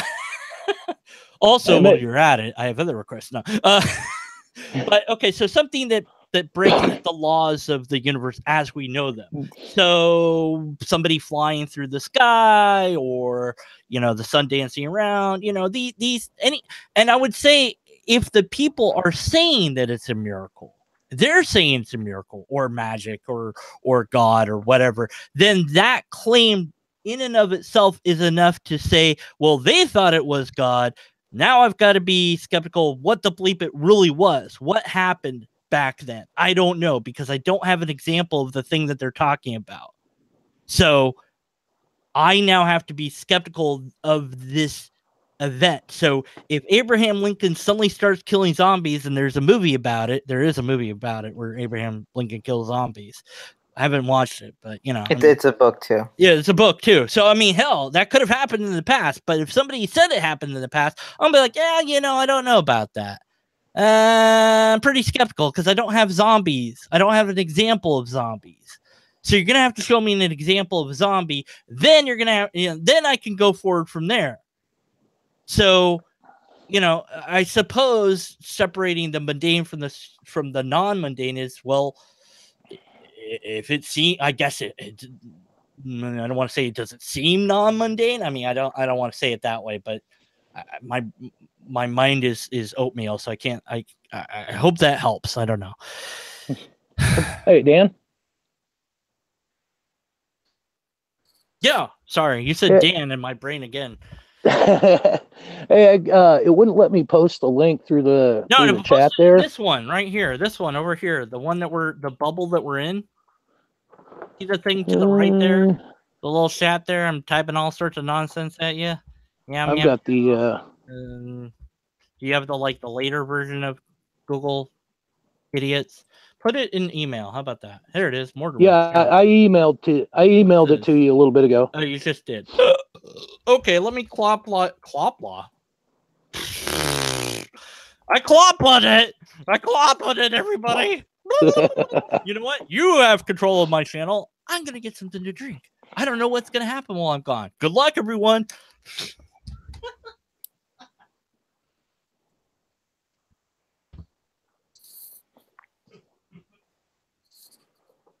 I'm actually probably going to have to be heading out soon. It's getting kind of late. Mortimer, do you want to talk since you haven't had the chance to? Oh, I'm hearing somebody else too here. Ah, shit, I left my thing unplugged. They can't talk, they're having feedback. There. BRB, good luck. All right, Mortimer, you have the platform if you want to say anything. I'm up here. I'm still hearing a lot of noise in the background. Someone talking.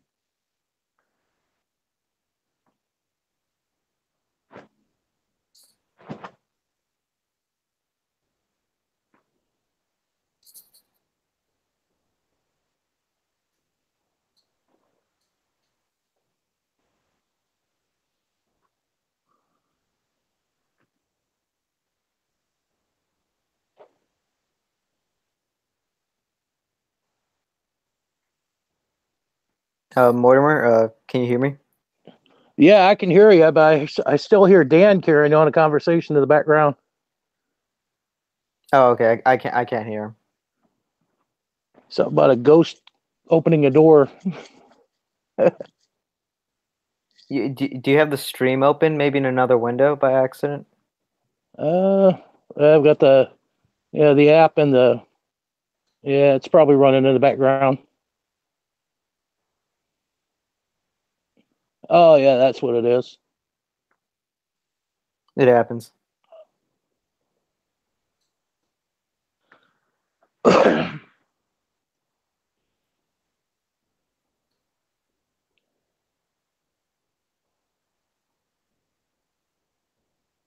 There, now we got it.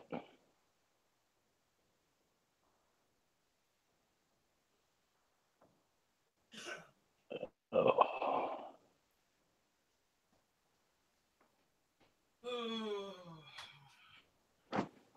Oh God, that shouldn't be a thing at all. Turn that off. All right, does my channel still exist? Yeah. It does. Oh man, I didn't get demonetized or kicked out. I'm sure you guys insulted me while I was gone. It's okay. You can. I had a mental. See, what's your face? Who Mortimer? See, I had a mental meltdown in the other guys hangout. What's his face? Matt. Godless Iowan. No. That one. No, I didn't. Well, that one we all had mental meltdowns. I'm talking about the one that started me on this thing. And some guy was there, and he followed me here. And I suspect other people followed me here because they wanted to, eat me, and that's great. I welcome it. I want to be eaten. I want to be shown that I'm wrong. And I think that's the thing is I don't know, and I can't know the mind of some. Is it some guy? What do I call you? I want to call you something. Some account if you want it. Is there a better thing? I'm going to call you Sam. How about that? Whatever works with you, man.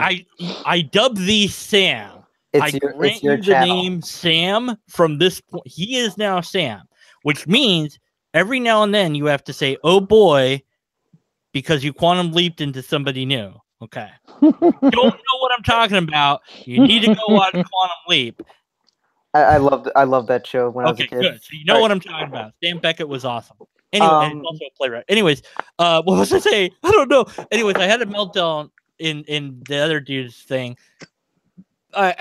Because I do. Sometimes I do. And then I started to get serious, and they didn't like that. And then I was like, well, the burden of proof's on you. They didn't like that. They didn't like logic, it seemed like. I mean, they knew some logical fallacies, but they didn't. I don't know if they didn't understand logic or they're just too wrapped up in their philosophy. But it gets to this point of I want to be proven that I'm wrong. I want to be shown that I'm wrong. And what I was going to say in regards to Sam and people that believe in stuff, I believed in something at one point, and I know what that's like. And I found my way out of that. But I do have. You can't. I wouldn't call myself an anti-theist because I do think that due to evolution, our brains are going to be different, and that it makes sense to me. I could be wrong because it's just a belief that I have that some people's brains might be wired in such a way that they can't not believe in these things. Now, I don't know. Maybe Sam's mind is like that. Maybe not. Maybe his mind is like mine. It can switch back and forth. I don't know. And without some tests, we wouldn't know. There's no way to know unless we, had some neuroscientists see if what I'm saying is true at all. Does the non-theist and the theist have different brains? Is one plastic and one less plastic? I don't know. I'm just making this up for my own belief about how minds can work. But I'm saying, as my belief that is untested and you should be completely skeptical of, is, well, if I have a plastic mind and can go from belief to non-belief, then maybe I could go back to belief, but I have to have something for it that I didn't have before. And what I didn't have before was evidence. And when we say evidence, people have different ideas what the hell that means. And when I was a Christian, I just believed this stuff because I was told this stuff. And I didn't pause and think, is any of this real? Is any of this true? It's just, yeah, okay, it's true. And then I made this stupid little channel on YouTube called Infinite Hope where I tried to be a Christian on YouTube. Well, that was a mistake. Because all these damn atheists and skeptics kept asking me questions I couldn't answer. And, I even once had a Christian apologist, God, what was this? Douglas something. I can't remember his last name. But his claim to fame was he had a little website of apologetics, and he also has like a little tiny mention in the Apologetic Study Bible. Like, so yeah, that's his, and I got to talk to him for like a couple hours. Yeah, and that was so, and so I asked him all these questions. They're like, well, sometimes we don't have to knock down answers. And, and I realized, they keep asking me for proof. So, and somebody, and I wish I knew who it was, said, we have the proof, but they, the atheists, won't believe it even if we give it to them. Oh, that's stupid. Let's just give it to them. I'll do it if you won't do it. So I looked into the history of the Bible to see what proof there is of the New Testament. And when I didn't find anything, I looked at the Old Testament, and then I didn't find more. And then I found evidence that Christians have made some forgeries and have tampered with archaeological stuff and done some shenanigans. And I'm like, why would you do shenanigans and make up lies if you have the truth? Uh-oh, I'm having problems here. So I had really basically a handful of kings and locations that I could absolutely verify no problem. This took me a year or some odd to do this. I don't have any of that work now. So don't ask me to reproduce it. I'm going to work on that series. It's going to be a thing later in this channel's history in the future, at some point. History future? Yeah. At some point where me and this other guy were going to work on the history of the Bible. But at any rate, it's not a thing yet.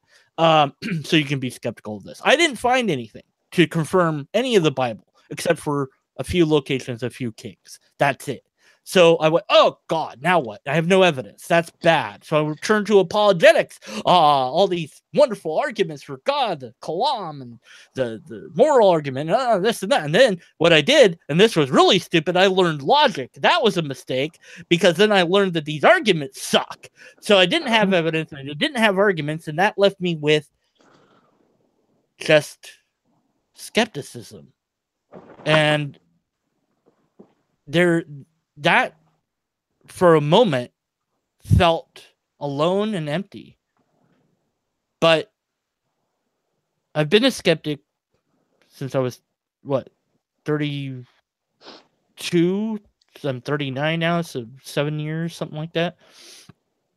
And what I've found along my path is I'm able to learn anything because I don't have any beliefs that I care about so much that if I let go of that belief, that it will harm me in my head like letting go of God did. Because for a while I had some nightmares about death and things like this, because my brain had to reorganize itself to adapt to the idea that mortality was the end instead of that you kept going after death. And so my brain didn't know how to process. That's why I had all these nightmares about death. My brain was trying to process what was going on. And for a while, it was lonely. And for a while, it seemed desolate. But then I realized the wonders of science and learning and the wonder of existence without a need for fairies at the bottom of the garden. The garden is still beautiful. And I don't need anything else. And I guess maybe the hangout that Martin was trying to do was to say, it seems like these new atheists are, well, there's nothing new to atheists. It's just they're outspoken, maybe that this call to appreciate the universe as it is to them seems like worship, because when you're a believer and stuff, you tend to put everything into categories you understand. So evolutionism becomes a religion, evolutionism, and that becomes a religion. Oh, you have a religion. No, it's science. What are you talking about? Stop it. That has nothing to do with why I don't believe in God. Stop it. You're making it harder for me to believe in God because you're, and then you get the flat earthers and then you get the people that handle snakes and all this other nonsense that's out there. And when you're out on the outside looking in, you go, wow, how does anyone believe that? But I did. I believe some of that stuff. So I know what it's like. So I have a compassion for that. And I can't be anti-theist because of that. I was like, look, my brother's a theist, and he believes in God, but he believes in God in a very different way than he did when I first moved in with him years back. And we talk about God from time to time, and I get excited. I start getting excited when I talk about God because the idea, the thought of this is interesting in and of itself, even if it's not really real. And I'm like, why can't we just enjoy the idea without having to believe that it's really real? What does believing that it's really real add to the equation? And my brother doesn't know. Maybe because he has a brain that can't let go of God. I don't know. But anyways, I don't know what I went on to. I blame who can I blame for this? I blame you, Blue Sheep. Okay, I'm done. Okay, now you can share your spiritual experience because I did my atheist spiritual experience, if you want to call it that. So I'll shut up now. Did you want my experience, or I could Yeah, just whatever. Let's do it. Do it all. I don't care anymore. There's no rules anymore. I don't know what the hell we're doing. I find it fascinating, actually. I have to actually get going soon because I have to get up. I have to get up early for my for work. Damn tomorrow. it! God, However, I just want to say, if at any point you want, like, I'm on Twitter, and if you want, look up some account man on Twitter. That's my plug. Can you put that in this magic window that I was trying to get the other Nimrod to put things into? Yeah, I don't see a magic window. It's right there. I'm gonna take a photo shot of it and post it, and you'll be like, "Oh, that's what you were." It must not show up in the Hangouts app. I know it's real. I can see it. That's what they all say. Oh, there it is. Here, see that? See that? See it? See? Oh, and they say there's no such thing as infinity, huh? Yeah. If you ever want to talk about any of the things you brought up, as in like issues with the Bible, issue with biblical history, or whatever, I got lots of issues. I would be glad as all get out to be able to speak with you about these things. You know, maybe I can change your name to Reconverted. Reconverted Man. People have made that joke. People have made that joke, but I love it. You know, I want to say this to you in all seriousness. I don't know your real name. You know, whatever. As a former Christian, you actually are being a better Christian than those guys were. So, good job. And thank you for doing this, because you know you showed to me, demonstrated to me that you're at least willing to have the conversation. I don't know if you can or will question what you hold most dear. But I wasn't agnostic, borderline atheist for several years. Well, good. Try it again. It really it frees up a lot of time. It was a bad move in my opinion. You know, but that's good as long as we're willing to question. Because you know, my fear is, you know, with all these things, is if you have an idea that we say I'm never going to question that.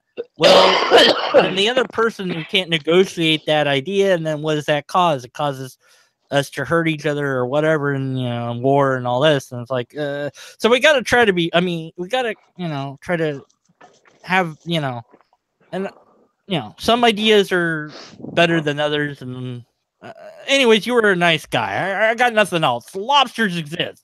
I'm gonna stop presenting to everyone now. What does that even mean? Gotcha. Add some account, Mom. Okay, I'm gonna do that. Have a good night, guys. Good night. All right. He's gone. We're gonna say all sorts of horrible things about it. Yeah. He's gone. Oh my God! Let's summon Satan now that the Christian, the Catholic, whatever he was, is gone. I'm gonna say 666 at him on Twitter. That will piss him off. 666. Ah, my God. So anyway, tweet to some account. I did that. Follow there. That's the click I want. Following. Please invite me. Oh, sir wants to be in. Oh, I just saw that. Okay, let's do that. Let's see if he's still around. He might not be. Oh God, what? Buttons everywhere. Okay, I'm okay. I'm not having a mental breakdown, I swear. Oh, they're still trying to figure. Good grief, man. Is that all you have? Are you complaining to me, Rational Martin? I don't know who Rational Martin's complaining at. you think he's yelling at me, or is he yelling at the other guy, Mortimer? I don't know. Who's yelling? Hangout. Who's Sir Luther? Hello, Sir Luther.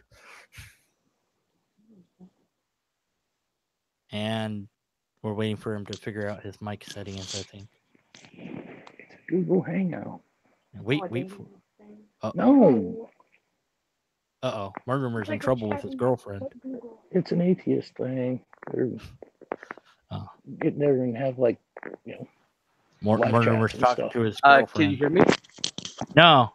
Well, hold on. Mortimer, do you need to go? Because your girl or whoever the bleep it is... Oh, no, I'm fine. Okay. Yeah, Sir Luther, welcome to... I don't even know what this is anymore. Yes. Do you hear me? Just making sure. Yeah, I hear you. Great. Go ahead. Say your thing. I'm going to mute myself because, yeah. Putting me on the spot. My problem is that there's this... Fuck, I don't know where to begin. Well, about 13 billion years ago... Yeah, let's start at the very beginning. No. God made the universe, and everyone agreed that was a very bad idea. Well, I'm stealing from a book now. I'll shut up again. Martiner, the next time I say something, just kick me in the balls. I'll give it a shot. Okay. Ow! One thing I remember you talking about was the whole you don't understand the problems about if let's say hypothetically that God does not exist, what would be different about the world? And one of the problems that I see is that the only natural conclusion to this would be nihilism. That fuck. I'm sorry. But I don't know that you know what your objection is anymore. Let's start clean slate, if you will. Yeah, maybe that sorry. will help you out. Okay. This is my first time ever doing something like this. Hey, so. man. Thanks for doing this. Again, I want to reassure you that first of all, Martin, I'm gonna mute you, or you're gonna eat your girl. I don't know if it's your girlfriend. I don't know what's going on. Mortiner. Yeah. Okay. Do you need to do if you need to whatever? Do you need? No. Okay. Nope. I hear her again. Like either she's coming on here, or I'm muting you. Apparently, the mic picks up a little better than I thought it would. Oh, okay. I'm sorry. I'm just teasing you, Mortiner. I don't know you well enough to insult you yet. Okay, so let's start from scratch. Okay. So I titled this Martin, whose name apparently I can't say. Mauritian. Yeah, whatever. I'm never gonna say it right, so I'm just gonna say it Martin. Struggle. Our Lady Fatima is bullshit, and I called it that because he called the other thing where I had my mental meltdown and all that happened, and then led to here, and then we started having this conversation, and you were like, you finally came in here, and I was like, hey, where did we begin? And you said, I don't know, and I'm like, hey, well, 13 billion years ago, then I started talking about this, where I was mentioning the fact that oh no, infinite loophole. Okay, anyway, so I did that. So that was the start of this topic. Was this Lady of Fatima so-called miracle event, which I said didn't really impress me, and I don't view this as a miracle. Now we can talk about that, or we can talk about any miracles in general, or I think one of the problems that I'm seeing is that I know that the definition of miracle can be contentious, but okay, let's go with that. What would you? Because we're going to focus on you. And again, I didn't say this. My brain went off. Is that I want to reassure you? I want to attack only your ideas, not you. Okay. Okay. And so that if you feel like I'm attacking you. It's I'm attacking your ideas. I mean, I don't know you. I don't want to insult you. Attacking me and my ideas are pretty I don't want to attack you. I want to just eat the ideas. But these ideas might be ones that, I understand. that you care about, so you might feel under. Mortimer's getting muted. Okay. Sorry, Mortimer. I'll unmute you later. I swear. No, I won't. Okay. Or you can unmute yourself. I don't know. All right. Okay. I feel bad. I muted him. I can't do it. I can't do it to myself. I'm gonna unmute him. Oh no, you can't unmute him. Oh God. Well, he has to. It now. I did it now. I can't undo it. Well, oh well. Anyway, so that's that whole spiel. So I'm not attacking you. I'm attacking the ideas. Okay. Having said that, time to eat you with words. Well, basically, a basic definition of miracle that would be, is it okay we use this definition of miracle for you? And this definition of miracle is basically divine intervention of the natural world within using natural processes. Now, there's a interesting thing in quantum mechanics. Okay, hold on. In physics. Hold on.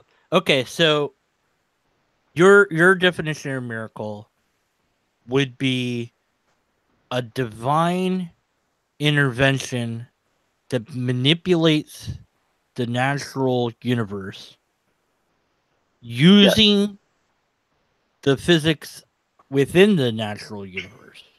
Would that be correct? Well, let's just use that for now. I want to use what you want to use. I just want to make sure I understand it. Basically, is that it's more of a divine intervention with the manipulation of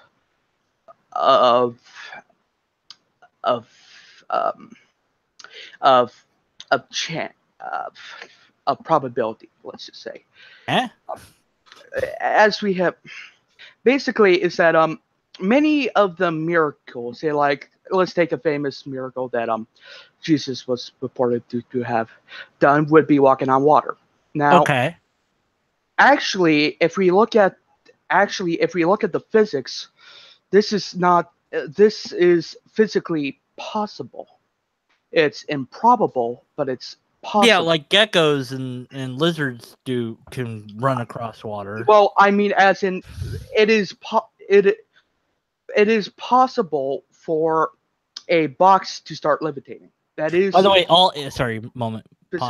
Every atheist in here, sum up my video. I got a bunch of down likes from the theists. So love this video. I don't care. It doesn't matter to me. Sorry. You know what? Let me go back here. If I'm understanding you correctly, Jesus. Let's just take Jesus walking on water. There's some physical way that this could, in your view, occur, that God, Jesus, whoever, could manipulate it, that this is actually a natural, this doesn't break the laws of physics. Yes. Okay. That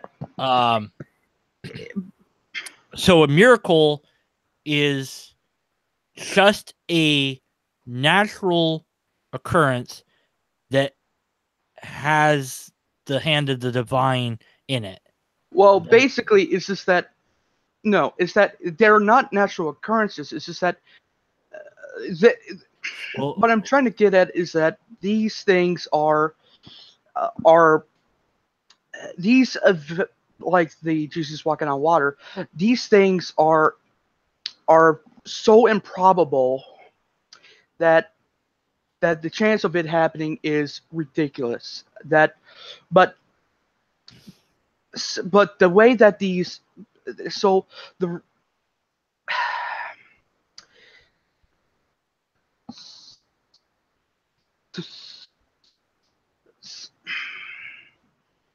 okay, I think I kind of get where you're coming from, because I don't want to strawman your idea, and it is a unique take on theology. I have heard it before, and it is that, I mean, God bothered to make this universe, let's say, and so then, he made the laws. Why would he then break the laws? That seems kind of silly, So somehow, God uses what laws exist just in ways that we couldn't, to do things that we can only see as divine. Would that be good for you? Yeah, basically that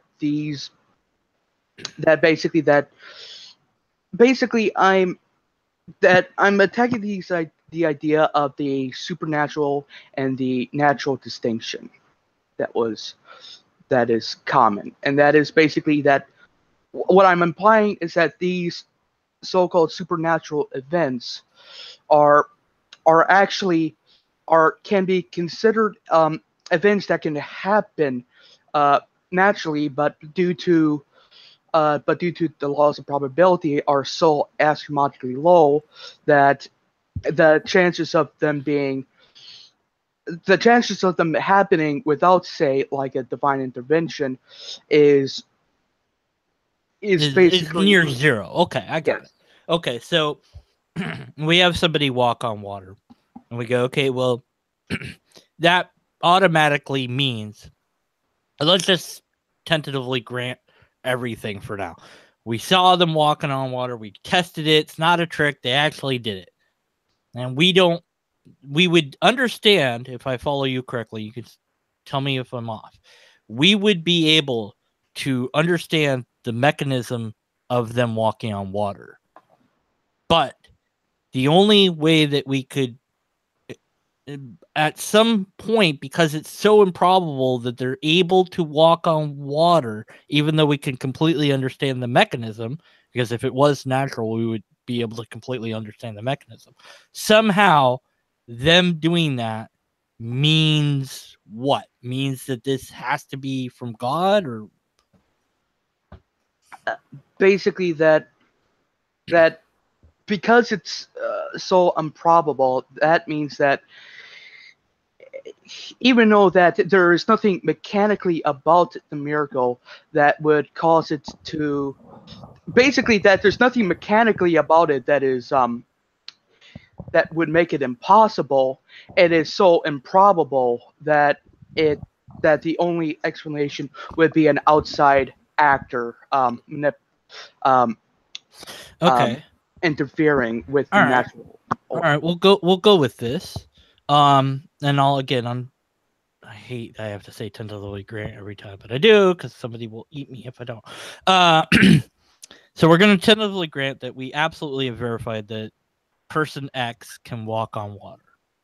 And the question now I propose to you is, how do we deduce the probability at all of this phenomenon? How do we know that this is an improbable event? I mean, they did it. Okay. Does this? Again, I don't know. We're anything I say about how the mechanism would be pure speculation. But we, in this pretend universe, we know what the mechanism is. We understand it perfectly. But he's the only human that can do this because of X reason, whatever that is. How do we deduce the probability at all? How do we? It's one person out of however many people we have alive. Let's just say it's 1 billion. So it's 1 out of 1 billion people can do this. How does that connect? So we go, okay, 1 out of every 1 billion people throughout all of history, however many millions of people we've had leading up to this one person. I don't know how many millions of trillions, quadrillions of, that'd be, So we got a lot of people, but we have this one guy that can do this. How do we determine the probability at all? How is that done? Well, basically, it's just that theoretically, everyone can do it. It's just that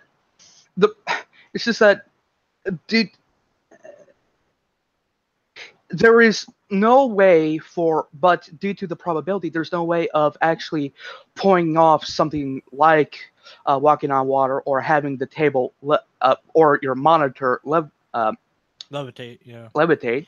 Yeah, right. I mean, it's improbable that the only way that this can. But how do we know that it's improbable? I'm not really I'm not really familiar on how it's actually calculated, but I'm trying to remember what this was. Okay, let me ask you a different way, okay? Because I want to help you out here. Why do you believe what you believe? And what is it you believe? I mean, I presume you believe in God of some sort. Why do you believe in this? I believe that I mostly believe that I believe that a God exists due to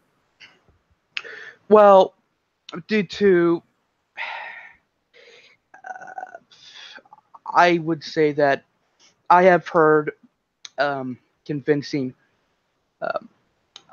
I know that this is going to be such a cop out, but I have heard some convincing arguments, and that I find that the possibility of God not existing is less than the. Basically, I think that God existing is the most logical inference that we can make out of the two. What I'm trying to get at is this something that you were born into a religious family, or did you come to this conclusion? I was actually born in a. I was born in a mixed denomination, Catholicism and Lutheran. And I was basically raised as. And I wasn't raised religiously. Okay. My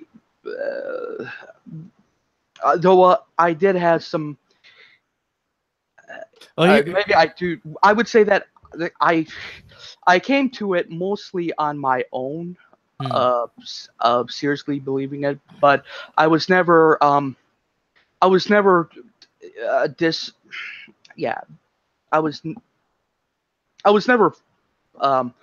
pushed into it or anything. Okay, so well, that's I good. mostly came to it on my own. Well, I mean, it's I'd rather that you come to whatever ideas or conclusions on your own through your own investigation. I mean, you shouldn't just say, well, Deconverted Man said stop being a believer, so I'll do that. Oh yeah, it's bad to do that.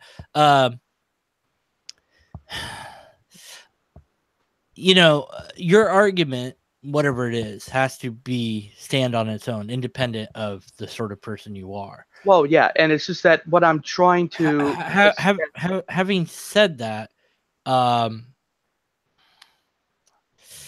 gonna have you email me if you want to. You don't have to. I put my email in the thing, and I'll do it again just to make sure you have it. And talk to you through email. And for now, I think that, although I'd love to keep talking to you, I think that for your own benefit, it might be better that we do this. We sort some things out. Okay? I could be wrong in that, but well, I was just trying to. I mean, just to clarify, what I was trying to do is that I was trying to make the this. I noticed that you were saying that well, there's a distinction between the mundane and the miracle, and thus there's a distinction that we must make. Well, I was just trying to right. I got that. Boiling it down to say something like probability. Yeah, I really enjoy that, and I do want to talk to you. But if you want to stay in the hangout and just do that, that's cool. But I'm going to recommend to you that if we talk more, we do it off the air, we do it through email or whatever, because I know how the internet is. So don't worry, I'm used to the bully. Okay. Anyone else want to come in here and eat me or yell at me or something? Somebody does. Come on. Mathema is saying stuff. I don't know what he's saying here in chat. What is Mathema saying that's pissing everybody off? I know. I don't know. From what I've seen, it has to do with oh wait, I'm gonna unmute. Oh God, I can't unmute him. I remember that. Mortimer, unmute yourself. God damn it. I can't unmute him. Lobsters. Nope. No, he's dead. I can't do it. Muted. There. No. Unmute. Oh my. We lost one. I'm dead. I can't do it. Wait, I think it did. Mortimer, are you there? Am I here? Yay! Yay! I found out I can unmute myself. Okay, good. All right. I found out I can unmute myself, so good luck shutting me down, huh? All right. Mathema, DM, look into the miracle and we'll have a discussion. What miracle, Mathema? What are you talking about? Whatever you think it is. Whatever I think what is. What are you talking about? Supposed miracle. There goes that skepticism again, Mathema. What are we talking about? Help me understand chat. Hello again, Paul. Paul will just be jaded. That's Paul's role. I like Paul. I like talking to him about just random things. He always raises the jadedness to levels I can't reach yet. Demonstrate a miracle has happened. Fatima? Wait, who are you talking? Fatima is the lady Fatima thing. Lucifer Almighty. I don't know what the hell chat's. Do you know what chat's going on there, Mortimer? Blah, blah, blah, blah.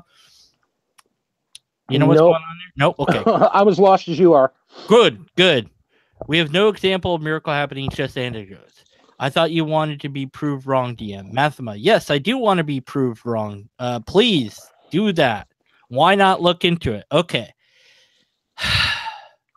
All right, I have to go into this again. All right. So, to answer this question, I'm going to present a scenario. I'm going to do this to illustrate why this question is the wrong approach. Okay. Mathema. If I make the claim, and I'm going to go ahead and make it now because why not? That if you do these things, you will live. And I'm going to make this claim to you, Mortimer. You can be my test guinea pig, okay? I'm making a claim. You want to live to 1,112? Sounds good, right? Sounds pretty good. Yeah, all right. Sounds like a good long time to live. Way longer than anyone else. You can do that. You can live to 1,112. Not only that, there's other benefits, like you won't actually like get super old and decayed and all that. You'll be young-ish and healthy. Okay, but you're definitely going to live to 1,112. Then you're just going to drop dead, but you'll live to 1,112. If you go outside in your underpants, spin around counterclockwise 3 times, and sing the "I'm a little teapot, short and stout." You know that song? Is it Thursday already? Huh? Is it Thursday already? No. You can do this anytime. You can do this counter to popular belief. You can do this any night. It's got to be at night, and you have to film it and upload it to YouTube, and then give me the link to you doing it. And you know, I mean, make sure that I know it's you. Like, hold up a sign that says Mortimer or something, because I got to be able to see it.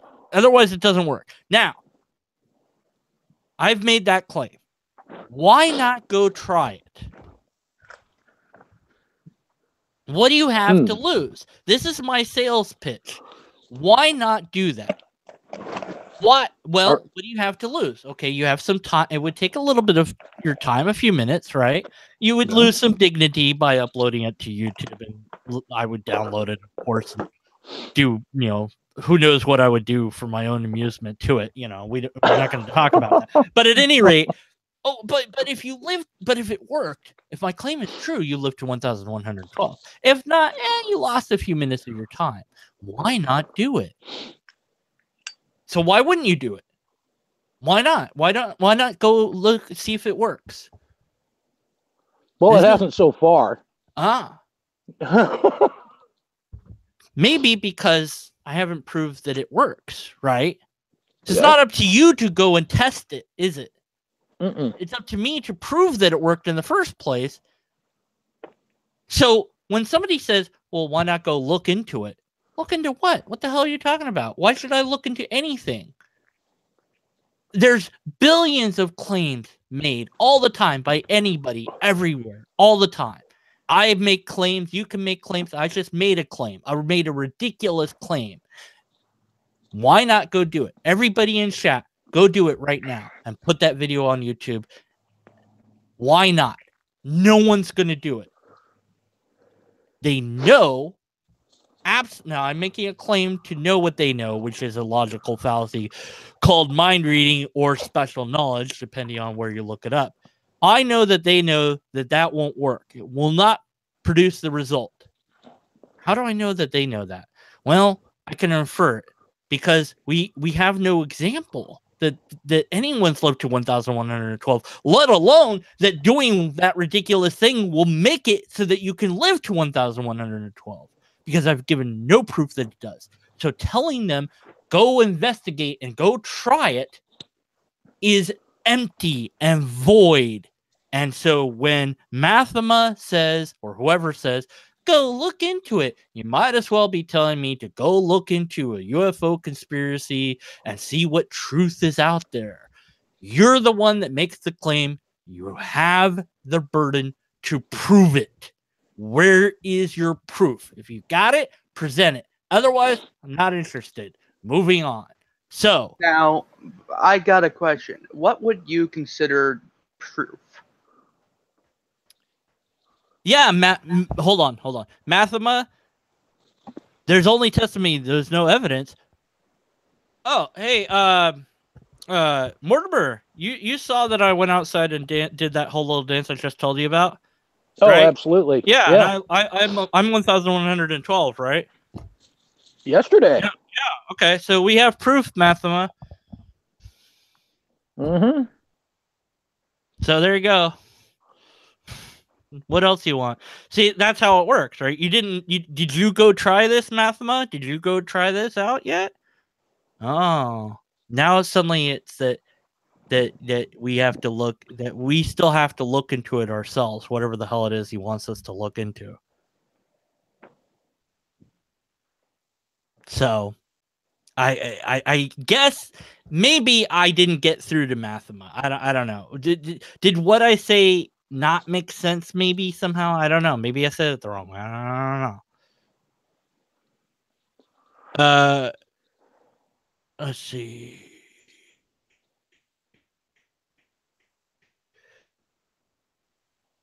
Oh, Meteoric or Media Center. All come in, ... Paul wants to come in.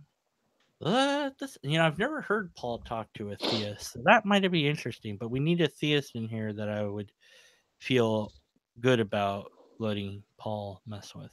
That's not the current guy. Come on, you can beat me up. I don't know. There goes all your history, DM. Photos don't show George Washington was president, so I don't care. That's not what I'm talking about. We're talking about a miracle, not a mundane event, Fatima. I made a claim. Prove that spinning around in circles doesn't make you live to 1,112. Email me, Paul, and I'll post you the link. That's the easiest way for me to do this right now. Did you know that their rent-to-income ratios are consistent with respect to income? There are academic papers that prove it. I don't know what the hell you're talking about or why I should care. So, and whatever. I mean, like I said, I had said this in the other thing. You can make a mundane claim that's absolutely false, and I might fall for it. I might not. It depends what the claim is. Depends who's making it and why you're making it. There's a lot of factors there. But as far as this particular conversation of miracle versus mundane goes, in my view, is the burden is completely and totally on the person that wants to claim that miracles are even a thing. And that's defined differently than our gentleman Sir Luther has, because he's defined them as mundane, just that the only way to explain them is with God, which is a whole different ballpark right there. And that's why I'm leaving it to the side. The reason I'd rather not say, but if you are claiming that X event phenomenon is a legitimate miracle, then you absolutely have the burden to prove that it is. And if you will not or cannot, we must be skeptical of your conclusion. That's it. My outgoing email doesn't work. Well, Paul, I can't. I don't know. PM you. How am I supposed to PM you from here? I don't. I'm sorry, Paul. I don't know. I don't know what I'm doing. Facebook. Oh yeah, that's right. All right.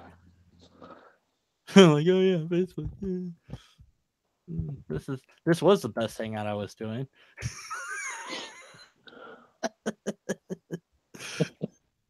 Paul. There he is. Looks like a little minion. There's that. All right, we're gonna get Paul in here. Here he comes to ruin our day. No, I'm just kidding. All right, Fatima is real. Therefore, the miracle of Fatima is real. Like New York is real. Therefore, Spider-Man. Yeah, I mean, look, Kenon. I don't know how the hell I'm gonna say that name. Keon Aruli. Like New York is real. Therefore, Spider-Man. Yeah, I mean, look, Kenon. I don't know how the hell. What the hell? Who's playing my thing? Oh. Oh God. There's endless echoes of me. Yeah, I mean, look. Make it stop. I don't know how the hell. What the hell? Who's playing my thing? Hi, old me from the past. Oh God. Endless echoes of me. I had the same thing going on a little while ago. The Facebook was behind; it was lagging, or YouTube. Gonna fix it soon. Oh God. Oh God. It's over. Relax, old man. It's over. Relax, old man. Old man. Look, I'm 39. How old are you now? 1 million? 40 years. No, 30 years past that. 30 years. I don't know how to do math. That's called 69. Oh, good. I'm not the oldest guy in the room anymore. Yay, 69. Wait, you were older than 39? I'm 48. Oh, okay. I'm not gonna say my miracles make these into real women. These two back here, you know. Okay. Well, I'm waiting. Real fictional women. You mean like the characters to be actual people, or how do you mean that? Oh, good grief! The miracles should know. Miracles should know. Like, okay, like with they're actresses. They are real, but you want the characters that they're playing to be real. Right now, I'm not going to be picky. Okay, so if they're real, okay, well, what good does that do? They're real, and they have the parts. I'm happy. They're real and have the parts that you want them to have. There you go. What good does that do you? We also have to add that they like you, don't we? We'll go from there. I'll take Once you got your genie to grant your wishes, you'll go from there. Well, not biblically anyway. What? Because that's not going to happen to begin with. So I ain't worried about them liking me. Okay. 21, 41. Wait, what? Oh, everyone's posting their ages. 50. Lucky Bleeder. What? Rational Martin's age is Lucky Bleeder. Huh? So what do you want to know? Well, we were ferreting out, this phenomenon of the, what is it? Lady of Fatima. And we linked to a wiki link about this phenomenon that this small group of people all saw, and it was amazing, and it wasn't seen anywhere else except for these people. And the one girl or the three girls or however many people's stories were continuously consistent and that means it can't possibly be a false memory, and therefore it really did happen, even though it only happened in this localized area. And the fact that it happened in that localized area, nobody else saw it, means that it's a real miracle. So these people don't know each other to begin with?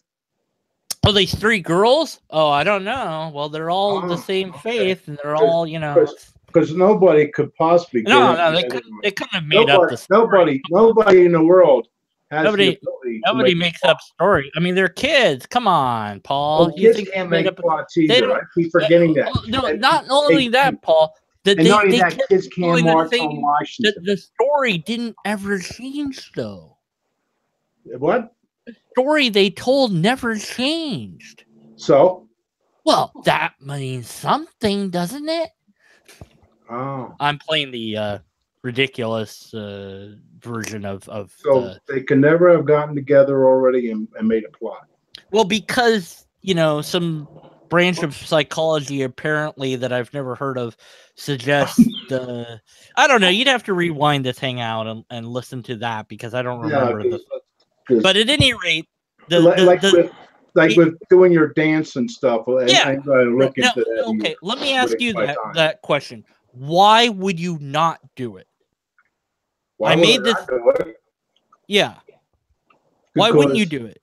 If I did it just for a lark for myself, that's one thing. We all do stupid things once in a while. Just look in the mirror and make a face or whatever. But now you're challenging me to challenge my integrity to myself. But I mean, so what? That's very little to lose. I mean, you're going to gain years on your life. Because it won't work. How do you know that? Unless you try it. Right. So that's I kind don't of have to jump off the Empire State Building to prove I won't splat. Well, I'm not making. Oh, that's different. That's the different claim. I mean, that's a bit ridiculous, Paul. Come on. Oh, man. That's ridiculous. Nobody would claim that. Come on. But dancing around. Yeah. Why not? Come on. Come on. Try it. Just try it. Nah. So you're saying that our personal integrity is worth more than somebody's random claim? So what else is no? Exactly. All right. So please. Look, I had enough of G-Man last night. Now, Keon, I wish I could pronounce this person's name. Keon Aruli. The claim of the number of people who witnessed the miracle was 70,000 plus, but the actual population of the town is 11,596 in the year 2011. Well, they just dropped a lot of people in population. That could happen. It was a miracle. All these people. It was a miracle. The miracle happened in 1917. Whoa! Holy shit!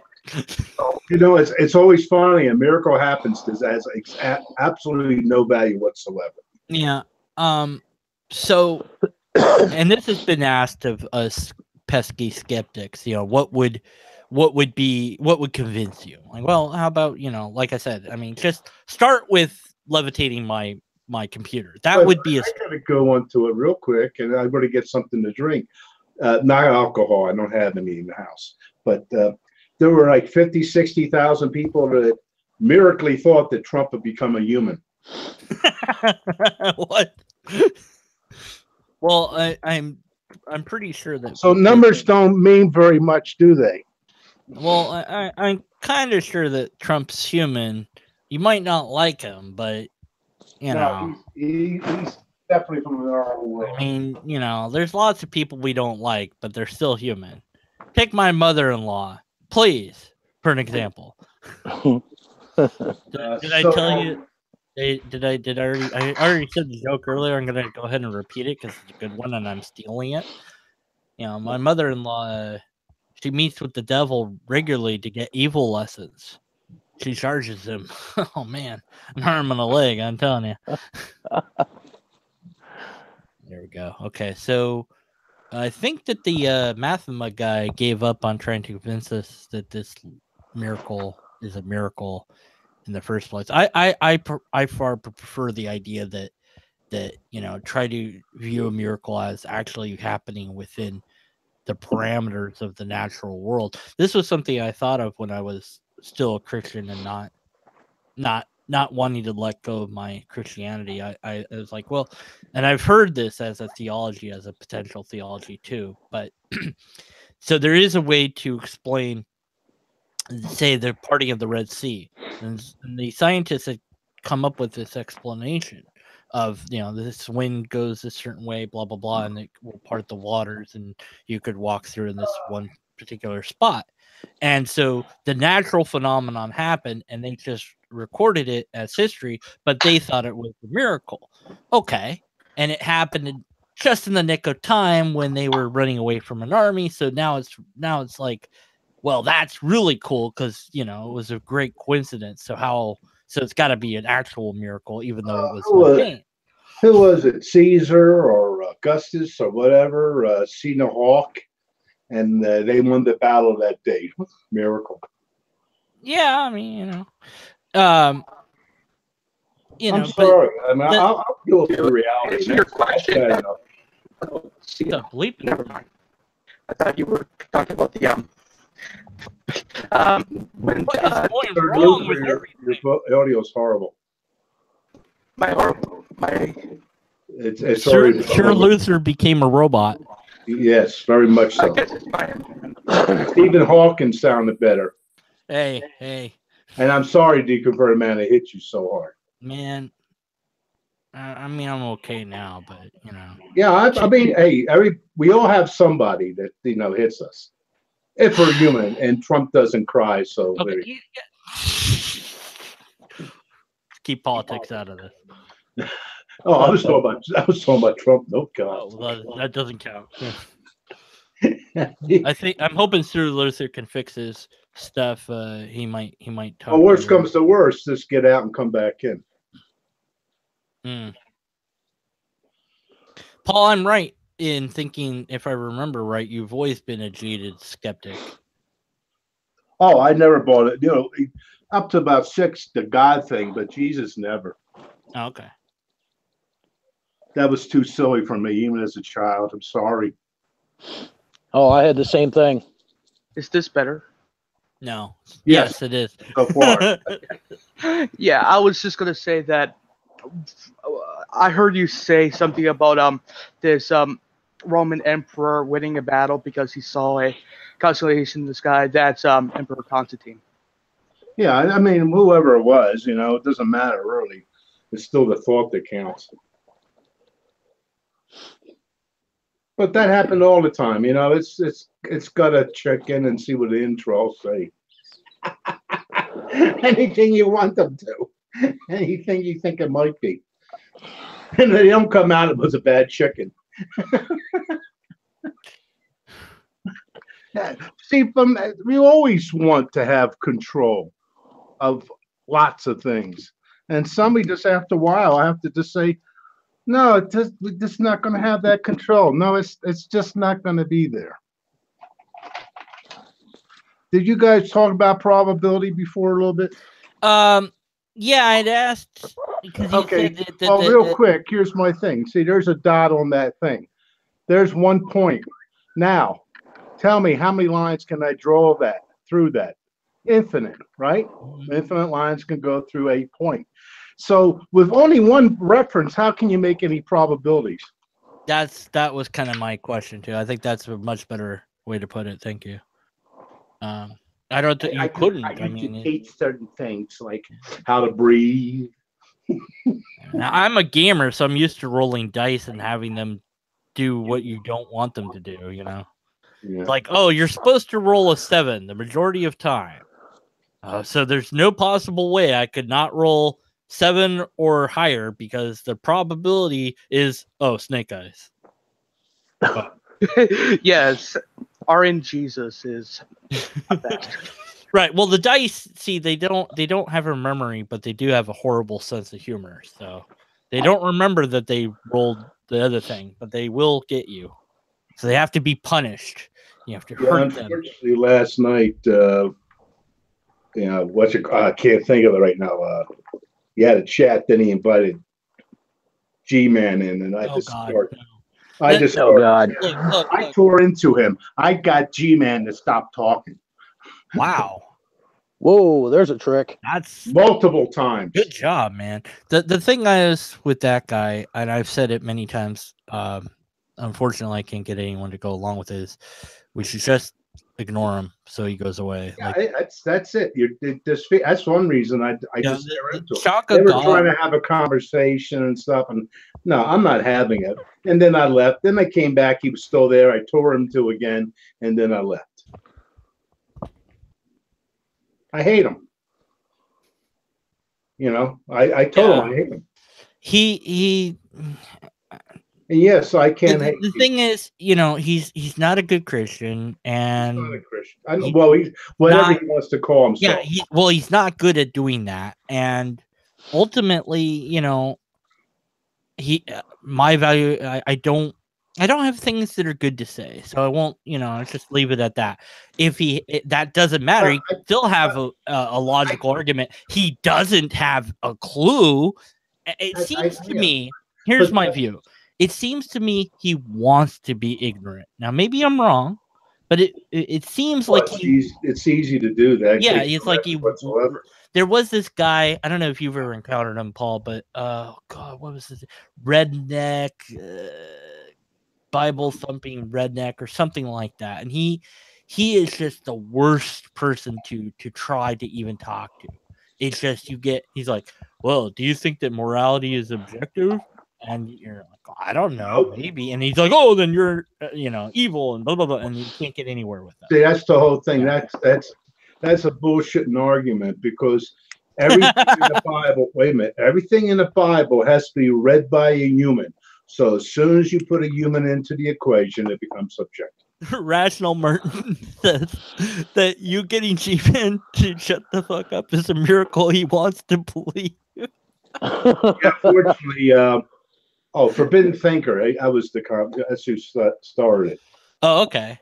Anyway, and then he invited him in, and I said right away, I'm leaving, but I didn't. And then he came in, and then I started tearing into him, because he's a belligerent bastard, you know? Yeah, that's who it was. Lucifer Almighty, Christian Hillbilly. Thank you. I couldn't remember his name. Yeah, he's just. I looked to see if the thing was still up. I think he stopped it after a while when I was cutting into him. But I'm gonna link you to. I'm gonna link the. Actually, I did link the thing I did. So never mind. It's already there. Never mind. I don't know. So their little topic, so that you know what the bleep I'm talking about, Paul, because I don't know when you came in. And it's in the description of this hangout thing right now, is that I went in eventually to this hangout of New Atheism is New Age Bullshit by Martin Struggle, however you want to say this guy's name. And this is another one of these persons I have kind of a history with. I have challenged him multiple times in text and I think audio to debate me, and he has not done so. And so maybe that's the miracle. So I trolled the bleep out of him in this hangout, and I was like, "Debate me," and I kind of, lost my cool. You've been around when I lose, So you're cool. Yeah. You're not I don't know how bad. I haven't. I didn't go as bad as I have gone, but I got pretty bad. But I was told last night I shouldn't get so mad. I said I haven't begun to get mad. Yeah, but I did this, like they said, "Oh, you're doing this filibuster. You haven't, and I'm like, yeah, I'm trying to get to the heart of the matter, because and they had this whole time talking amongst themselves, jacking themselves off mentally, and that's the thing. It's like I don't want just atheists to come and talk to me. I want to be challenged, and if there's something, I was like, here's this thing that we're gonna say is a miracle, and I'm like, okay, that's pretty amazing. Because it's amazing. They got this thing over there in Europe called the cyclotron. And not once do they have to put God in an equation. Yeah.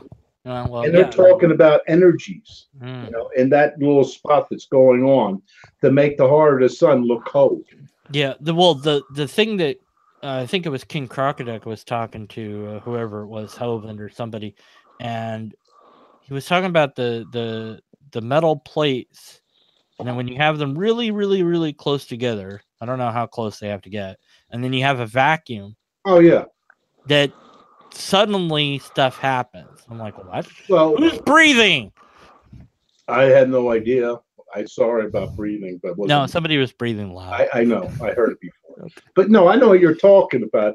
But yeah, it's because of the virtual particles that come in and out of existence. And if you get the two plates close enough, now there's more larger events happening on the outside than is happening on the inside because it's constricted. And then shortly after, there's more pressure on the outside than there's inside by virtual particles.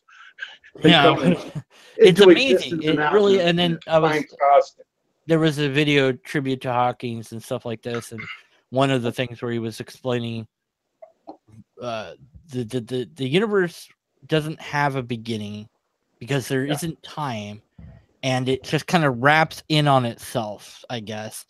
I was trying to picture it in my head. But it could be, like I say, because and that it's like, well, that's amazing. It's like reality is pretty awesome. And well, every time they've done anything and researched anything, it's always completely blows away anybody's construction of anything.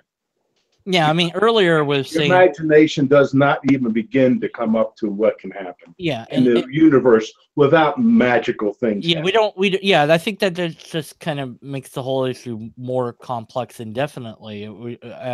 Earlier I'd said, do you go to the doctor? Do you pray? And the response was, well, why not both? And it's the same deal as, well, why not go out and do that dance? When the blood's squirting out of my aorta, I wish you would wait and pray later, but slap your hand on the side of my neck first. Yeah. Well, I know. Yeah, I mean, the prayer's not going to do a dang thing for me. But these people, and you can listen to the hangout. I don't know when I joined in or whatever if you want to, but I mean, they start when I drop, the burden of proof. They're all laughing and and I'm just like, really, people? I mean. And I even tried to, get serious and stuff, and they're still laughing. And I'm just like, no. They're saying I'm the joke, and I'm, making myself look bad and all this. I'm like, that might be true, but where's your proof? Oh, this miracle happened, and they referenced Lady Fatima. And I look into it as everyone insisted I look into it, and it's a story that could be made up. And there's nothing more to it. It's a story. I'm not impressed. Try again, guys. But I took electronics. I should have for at least my bachelor's degree, but I didn't. Things happen. The hindsight's 20. So anyway, I got into amateur radio. Then there was a class you could take at the community college done by a club. Eventually, I started running the course. And I would run into people who had their CB license, want to get their amateur radio license and all that good stuff. And I had two people, good rednecks, say, "You got book learning, don't you?" Yeah, well, I do. Thanks. And I said, "Yeah, I mean, you got book learning too. You went to school, didn't you?" Oh my word! That made me remember my ex-mother-in-law, I guess is what you would call her, because I'm not married anymore or whatever. But there is a God. Huh? Never mind. Yeah, there's a God. I'm not married now. Yeah, no, I know. Yeah, see, I don't mention that too much on my channel. People are like, oh my word, Deacon for the Man was married? What? Yeah, I don't want to get into it. But at any rate, we're in the car and I'm talking to this guy that's about my age, and her son, and the husband is driving. She's there, in the passenger seat, and I'm talking to him, and I don't even know what we're discussing. I think we were talking about. And this is when I was still a Christian. I was talking about Buddha, and we were talking about, we were talking apologetics. We were talking Christianity, but we were talking about, well, what do we do with, the Buddha and this and that? And we were having a great talk. And she's like, but how's the weather? And I'm like, yeah, we could finish our interesting conversation, or we could talk about the weather. That yeah, she didn't like that. So this is again one of these people that they want to be simple people. They don't want to think. Oh yeah. My father used to have a few friends. Bye, Rational Martin. I'll miss you. Not really. Yeah. I'll miss you. Love you. No, not really. No, not really. My father had a few people work like that. They didn't like to talk to him because they said, you get my head hurting. Thinking too hard. And he wasn't talking anything deep. I don't know how many times I get into some simple electronics and you just see people glaze over and it's not anything complicated. It's pretty much simple. Yeah. You haven't even begun to scratch the surface of anything and already they're glazed over. It's amazing. Yeah, I mean,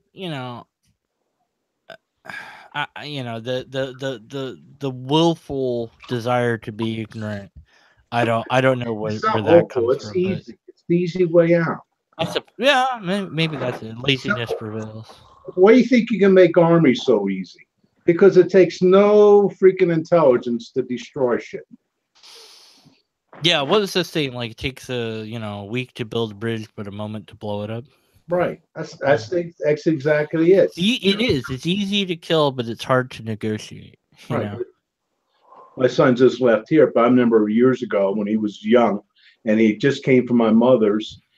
The weekend, and we're outside, and this spider ran across the cement, and he stamped on it. I said, that was a neat trick. Now make one. Undo it, yeah. No, it's just to point out something, I mean, there's no need. There's outside. There's no need to kill that thing. I mean, what? Yeah. What if he had?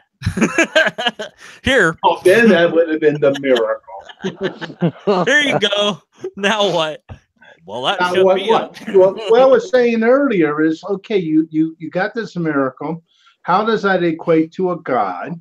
So how do you get that one thing to go to a God? And not only that, go to a specific God. Well, he could claim to be God. I mean, what if he created the spider on demand and be like, well, I'm God. And like, well, now, But one miracle does not a God make. Well, and now you're a spider. And he changes you into a spider. Well, now what? Well, now I'm a spider. I can't think anymore like a human, so I don't know.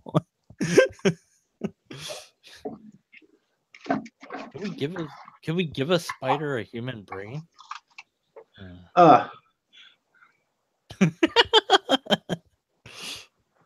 Anyway, there you go. But yeah, so that's that book. I've talked about this. I've talked about this book a few times. Very good book. I should finish it some century. I think I heard a lot of Thea's feelings by this hangout because I got 12 dislikes on this video. Oh, that's okay, because Jesus will forgive him. Yeah, I know that, but But anyway, that was a good book because it talked about first of all, this guy who's this thing's about was a part of a cult. It was a small group, and they had a fire and brimstone god. Sound familiar? And anyway, they used to memorize their hymns and stories and all that stuff. And then this thing came out called writing. And he didn't like that because, you don't have to think. And I equate that to like people with TV. Oh, TV, you did. Yeah. There's always been people complaining about writing too. So it goes all the way back. Anyway, because, writing, but after a while, he's seen the advantage of writing because at least now it's written down and people won't modify it. It's like doing telephone in school. Yeah, there was somebody that had quoted a teacher that had blackboards, and he said, "I don't like this paper that these kids are using. What are they going to do when they run out or something like that?"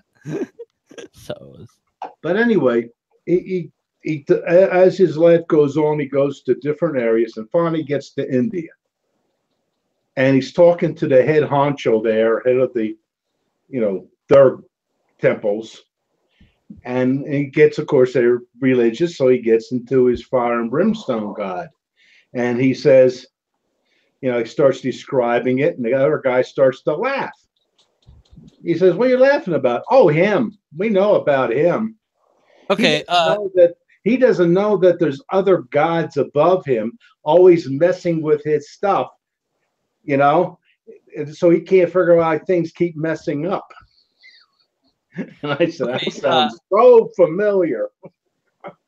So that's why I hit a G-Man real quick. I said, because he says, you don't know everything. I said, well, your God's the only God. Yeah, I know. I said, well, so that means you know everything. How do you know there's not gods above your God messing with everything? Okay, so Okay. I thought I'd killed my own hangout. How do I get? No, I know I'm still breathing. I think I'm breathing. Pain. There I am. I tested. Yeah, my fingers feel my breath. See, I know I can't see the air, but I can feel it go by. Okay, there we go. Okay, all right. So I want to address the idea that without God, or if atheism is true, which that doesn't make sense to say it that way. It's the claim that your evidence does. When Christopher Columbus went over, of course, he didn't know he didn't get to the, he was trying to get to the Far East. He didn't know he discovered a new area. But when he came back, you think he just came back and said to the king and queen, well, I went and I came back. What's the first thing they're going to do? Question the other people, the crew? Well, what makes the crew any more valid, than him saying he went to, he went where he went? They brought stuff back. Right. They brought animals. Hey, thanks to everybody that thumbed up the video. Product stuff that nobody in the Europe manufactured, knew about. He brought new stuff into to prove that he was there. Right. What I was going to say is that that nihilism is the only logical conclusion if there's not a God or whatever. Here's what I'll say about that is whatever happens to be true or real is independent of how we feel about it, what we think of it, whether we like it or not. Yeah. Nihilism is a philosophy. Is it built on anything? Everything ultimately is meaninless. The universe somehow got here without our existence. Yeah, maybe nothing has quote ultimate meaning or whatever end quote. So what? We still have meaning. We matter here. We matter now. We matter to each other. I don't worry about that. So I'm addressing a claim that nihilism would therefore be true. Not necessarily. And even if it is true, so what? Just because you don't like the conclusion doesn't mean that the thing before it isn't true. So an appeal to consequence doesn't negate the other thing. And I would say that with or without God, you can find meaning and value to. I gotta write stuff down so I don't forget it. Same thing goes for free will. If you have no idea what's going to happen tomorrow, how you're going to react to it, if you have free will or not, that tomorrow is going to play out and you're going to run into situations and stuff. And regardless if you have free will or not, what's the difference? You wouldn't know one way or the other. You wouldn't know. You wouldn't know if you had free will. Enjoy it. To me, and now they're saying that like sometimes you make decisions and they can hook up and see that certain. Well, that's still you. Somewhere in there, yeah. Just because it hasn't got to the whole consciousness of the system. Yeah. It's still you making that decision. It gets complicated when you get like people that have bisected brain where they cut the hemispheres and all that. When the light hits my eye, it takes time for that process to get back to the visual center in the back. And it takes time to go through the different processes there. So it's all delayed anyway. Everything's delayed. Well, what's if cool by is chance there is an area that makes certain decisions, but those things don't come into play when all of a sudden somebody drives their car in front of you. You don't have to wait for a half a second to go by and go, oh, react. Yeah, it's more instant. So some systems might be out of our consciousness, right, but still part of us anyway. Yeah. We're not going to do anything, even with that other area, or we're not going to pull out a gun and start shooting or something, because that part of the brain that made that decision. It's still part of us. It's still going to do what we do anyway. So what? I've survived all this years without worrying about it. I think I can make it for the few I have left, if any. Yeah, 1 point. Yeah. Well, one event does not a God make. I like that. I'll write that down. Copyright it. Copyright it, right? Email. But anyway, you're talking about the beginning of the universe. We don't know. It's like it wraps. You have inflation. All right? Well, Stephen Hawking was talking about how that you have this like imaginary time, and it kind of like it folds in on itself. So basically, there is no point when the universe didn't exist. It always existed. Within its own construct, yes. But there's no always, there's no never, there's no time, there's no anything. But there isn't nothing either. And so then it's immediately from. You sound like you're trying to get yourself convinced because I'm already there. Well, yeah, it's like I'm trying to wrap my head around. It's what I'm trying to do. It's like okay, and then been there, done that. Right, so all this stuff happens. So it's like, well, that's pretty, that's cool. Now, the question is, well, then you have the heat death. So you have the opposite. Well, then what happens? So everything starts to break down into. Don't worry, it'll be long gone. Don't worry about it. I know it's a trillion years. Get a quandary. Look. I just want to know what happens next. Does a new universe come into existence? No. See, I was going to get into that, but you cut me off. Yeah, well.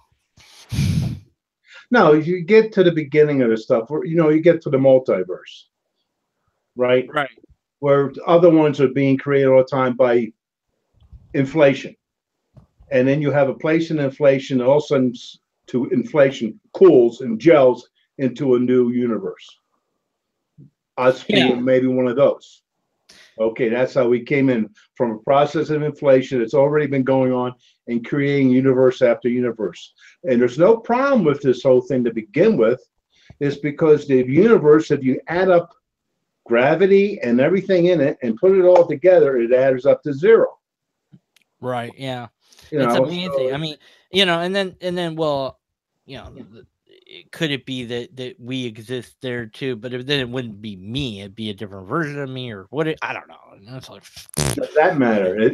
How would you know anyway? You're not already someplace else. And I'm not there yet, right? How do you know you're not been bouncing around between universes already? Right, Unless you're aware somehow, and then how would you? Well, how would you know you're aware? Because if you don't bring those memories with you, how would you? That's good. Yeah. Well, hopefully this is the whole. Okay, real quick. Because hopefully it all works out. Too. An ex-friend of mine said we were looking at some pictures when we were younger. He says, "Gee, wouldn't you like to be young again like that?" I said, "Yeah, I guess. If I can bring my memories with me, what I've learned, then it'd be really worth something." And he says, "Well, how about if you just come back again without your memories? What's the point of that? I'm not. Wouldn't you like to be just born again without your memories?" No.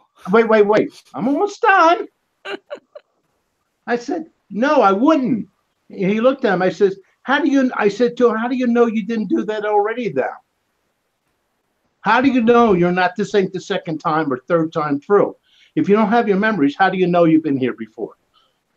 How do you know you haven't been here before?" And he looked at me in puzzlement. Sorry to interrupt, but I gotta get going to bed.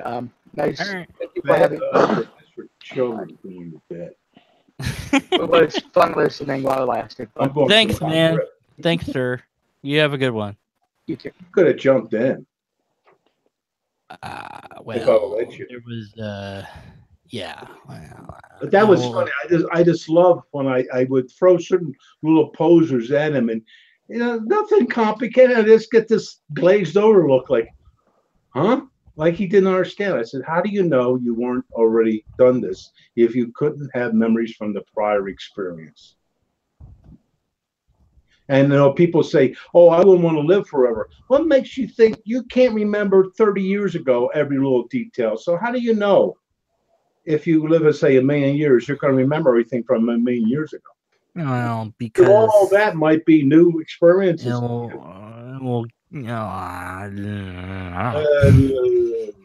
That's why I'm getting my body donated to science. They'll take my brain and they'll figure out how to put it in a computer so I'll exist again. How you know they haven't already done?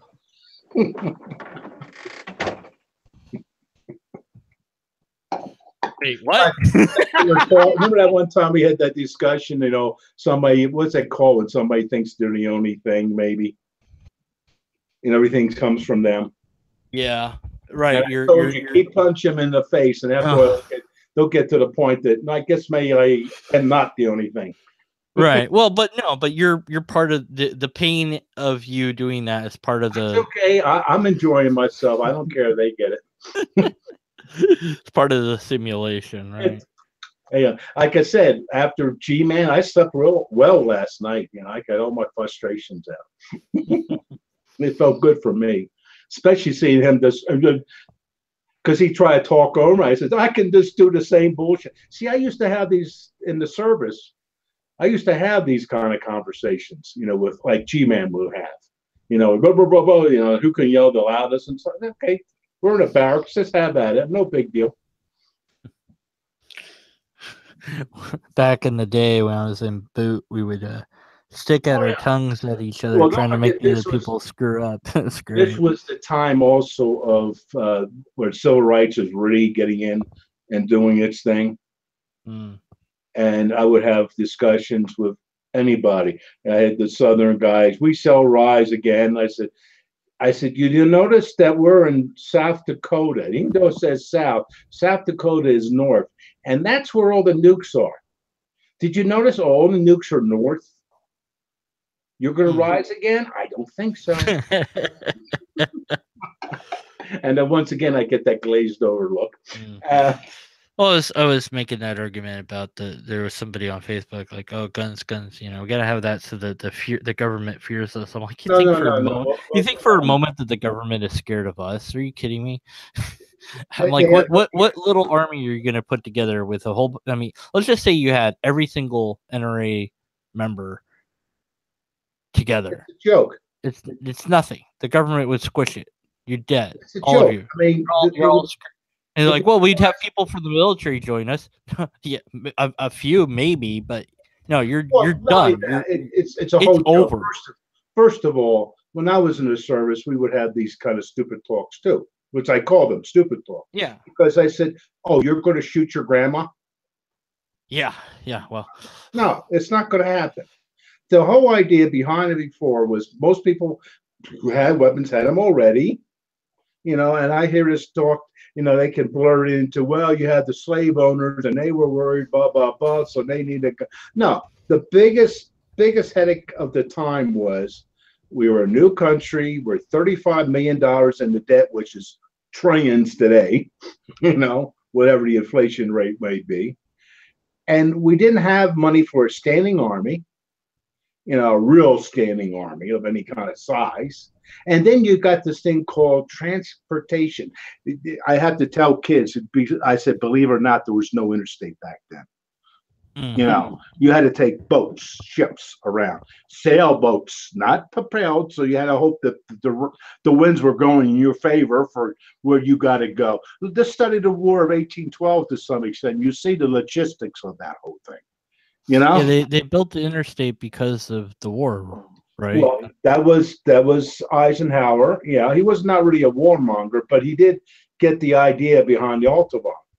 The whole idea behind the Autobahn was not to build a highway for the people; it was to be able to move their troops around. Right. This is kind of a byproduct of it. It's a byproduct. Yeah.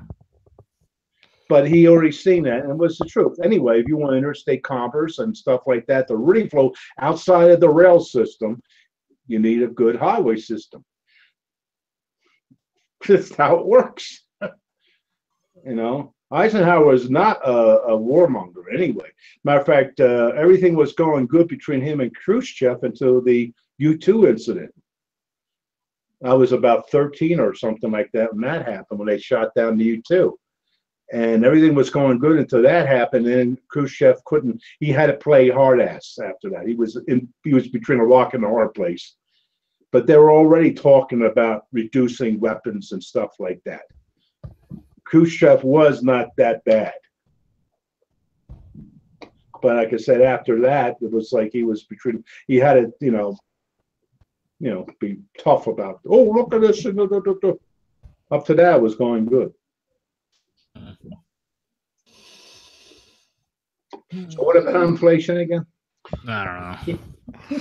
I'm trying to bring it back around to wherever it started, and now I'm gone. What was that anyway? Lady Fatima. Oh, that, please. All these people saw it. That's the miracle. I mean, the theists, the hangout I was in, they were. And it still does not say that was a God event, and it still doesn't mean it's their God. But see, they were all, they were convinced that it does. Well, that's them because they need it. It's like they didn't, Well, look, you tell me, Paul, because I can't analyze myself. If you want to listen to me talk to them, at them, whatever, you could skip through me, but you could listen to how they respond to what I said, and you tell me if I broke the social. I mean, I know I was kind of trolling and stuff, but I don't know. You let me know what I should have done differently. Maybe that would. I don't know. Well, sometimes you don't run up against stupid. There's nowhere to go but away. But go on. I'm not dedicated to me. Well, no, I was saying, because I always want, to. It's like, well, did I go wrong? Where did I go wrong? What did I? Well, we'll get to the point. I can understand this. Okay, we got by that. Well, I mean, because I know that, I let my emotion kind of get to me, but at the same time, it's like, well, but I made points, and then they, when I made the points, they were just laughing at it. Oh, like I said, the burden of proof didn't matter or something. Of course, it doesn't to them because they don't know what they don't. Oh, you have to doubt history, blah blah blah blah blah, and I'm like, no, you don't. And I'm like, well, it depends what it is, burden of proof, and I'm like, really? Well, and then the Martin guy. He won't debate me, and this is another guy that won't. This is the thing. I've had now a couple of different theists who have agreed to debate me. It's just like I view those people in a far more brighter light than the Nimrods who are afraid to debate me, and I have to conclude that they're afraid to debate me, because if they're not afraid, then if they think they can win, they should debate me, right? Like, why? Like, there was that one guy who was like, well, deconverted man's an idiot. Well, then you should be able to debate me and win. But he didn't debate me, and he won't debate me. So it's like, well, so you're saying you can't win against an idiot. So your argument's that bad?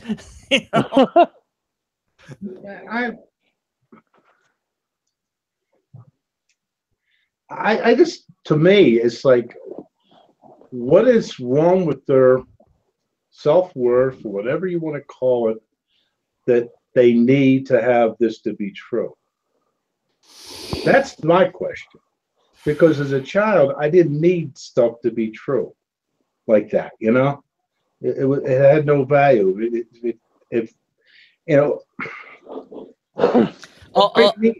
I'll try to answer that. They have to have an afterlife. I mean, I understand the concept. It's not that I don't get it.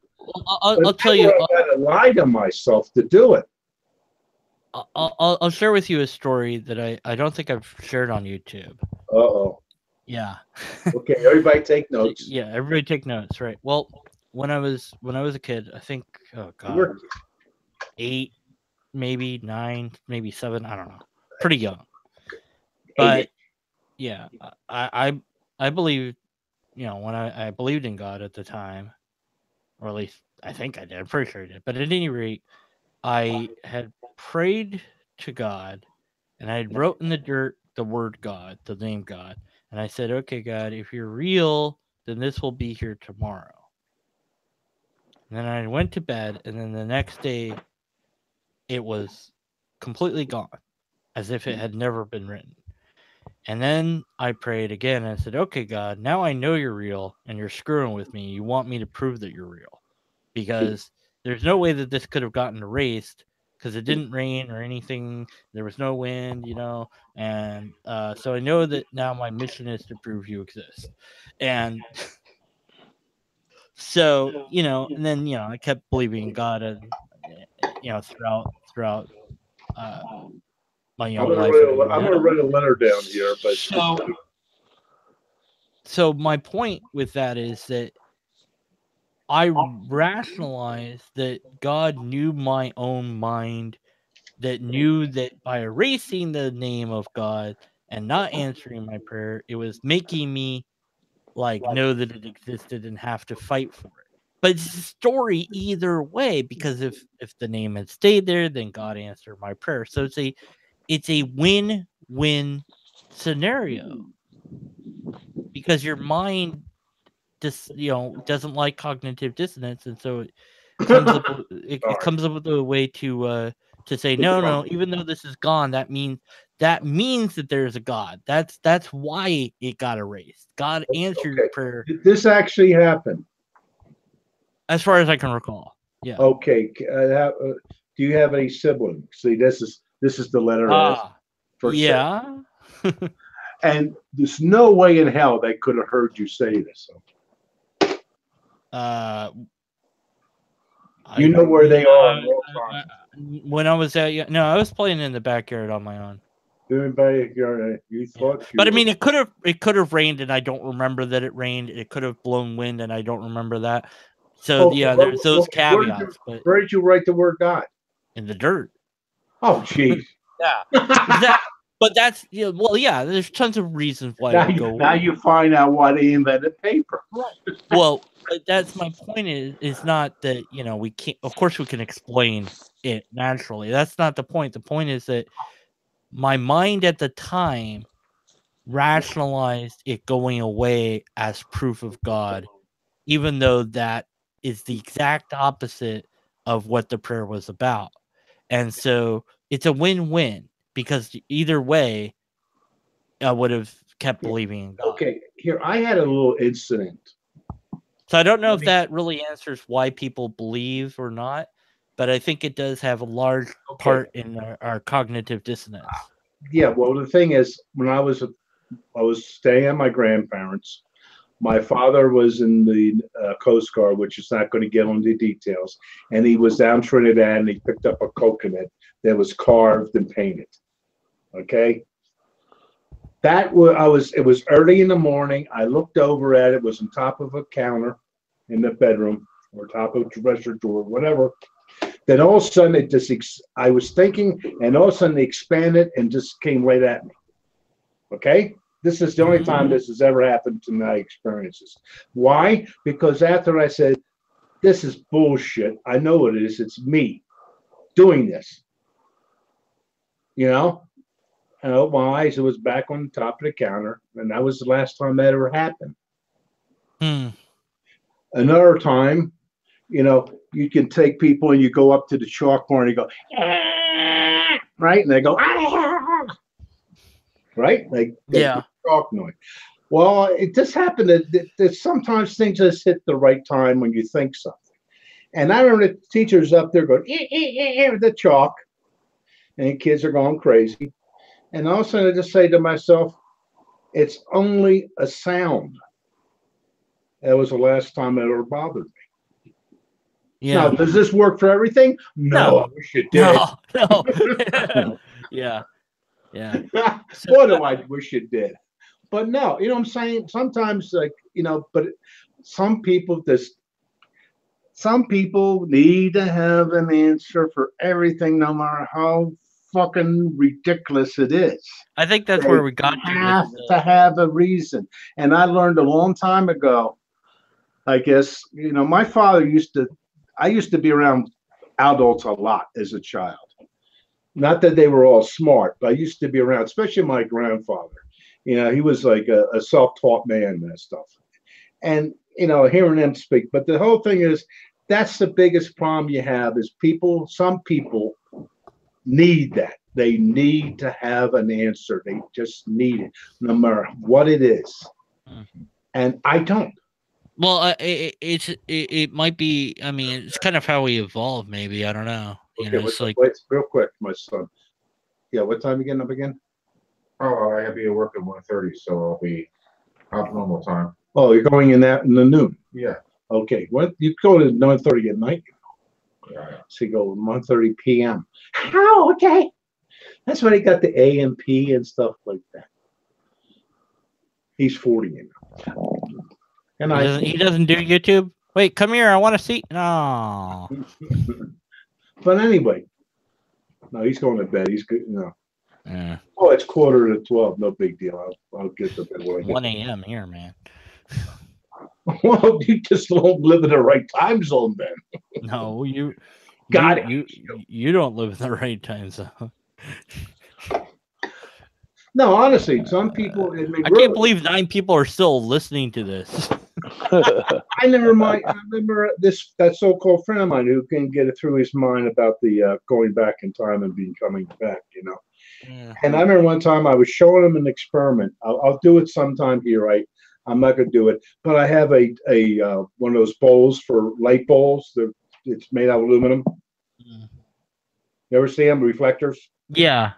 All right, you put a bulb in the center, blah, blah, blah. So anyway, you put a piece of tape across the thing, put a pencil here, and you can spin it, right? Mm-hmm. Then you take a good, strong, permanent magnet, and you bring it up to it, and it'll slow right down, and stop. And what happens is when you bring the magnet and have a moving wire or metal itself, you will introduce a current into that aluminum. And when you have a moving current, that produces a magnetic field. And the magnetic field is exactly, it produces a attraction one. So what you're doing is you're moving that by you. It's spinning around. The magnet comes over, induces a current, because that's what magnets do to wires. Anyway, you can go into that later. And then anyway, it stops. But he didn't understand the concept.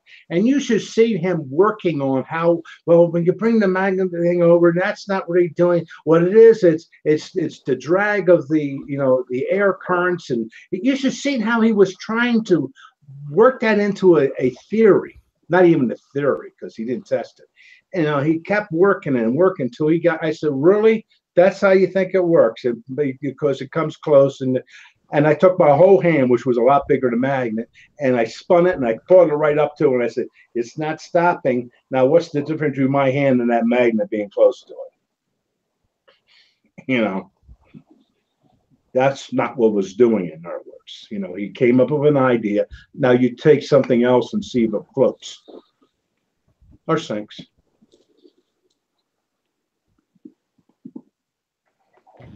Everybody wants to sleep. Oh. Yeah, I'm sorry, man. I think that Mortimer, say something. Help. Oh, I'm here. Yeah, okay. Yeah. You learning anything? Do something. Help me. I don't know. I just sitting back and listening. It's been fascinating. Hey, Mortimer, remember the thing that we did last time?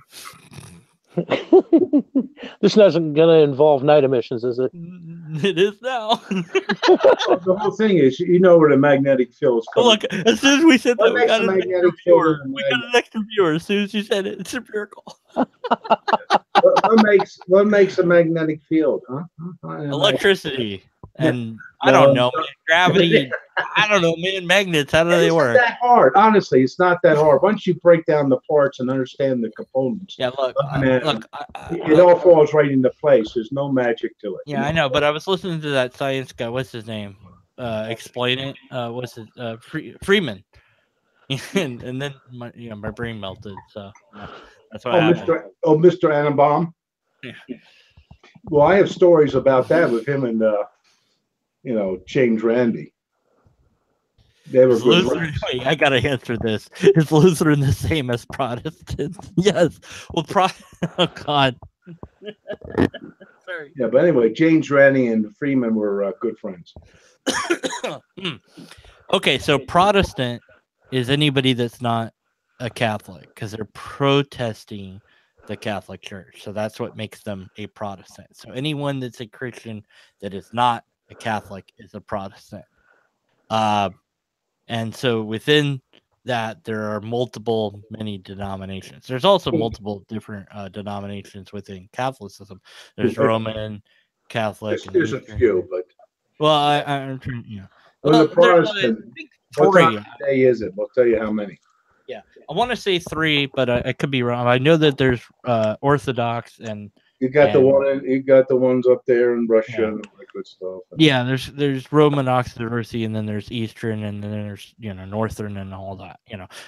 But yeah, I mean there's Lutheran is the first of the Protestant because Luther was the one that nailed the complaints to the door of the church and initiated the breakaway from the Catholic Church. So depending on what Lutheran church you go to and how traditional they are, you would find a lot of similarities between Lutheran and Catholic practices.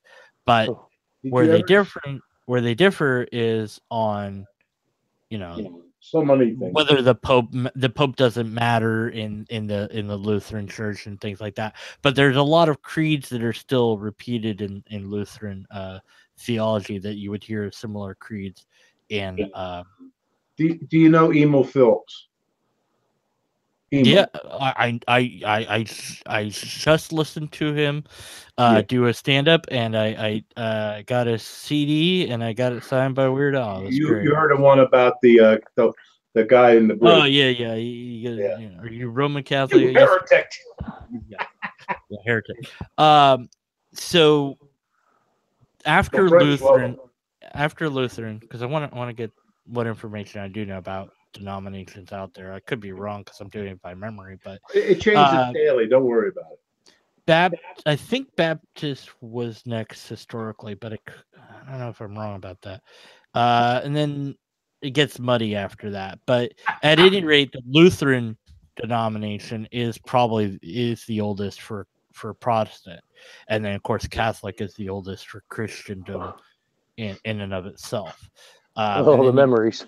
You can trace the history. Here's the whole thing. You're bringing up all this stuff, and as a child, I'm looking at this because most of the family was, Protestant, but then you have the outsiders, the ones that marry in, and a few of them are Catholic. And I remember going to a Catholic thing one time, and that's when I still did the Latin shit. Mm-hmm. And I'm listening to this, and I'm going, okay, this is the same God as these guys over here. And over here, they don't have all this shit going on, You got a guy, he faces you, talks English the whole time. Then you got these guys over here to go through a whole ceremony and do the damn, waving of the damn thing and all that stuff. And then the incense, which smelled good, and shit like that. And I said, what's wrong with this picture? Right.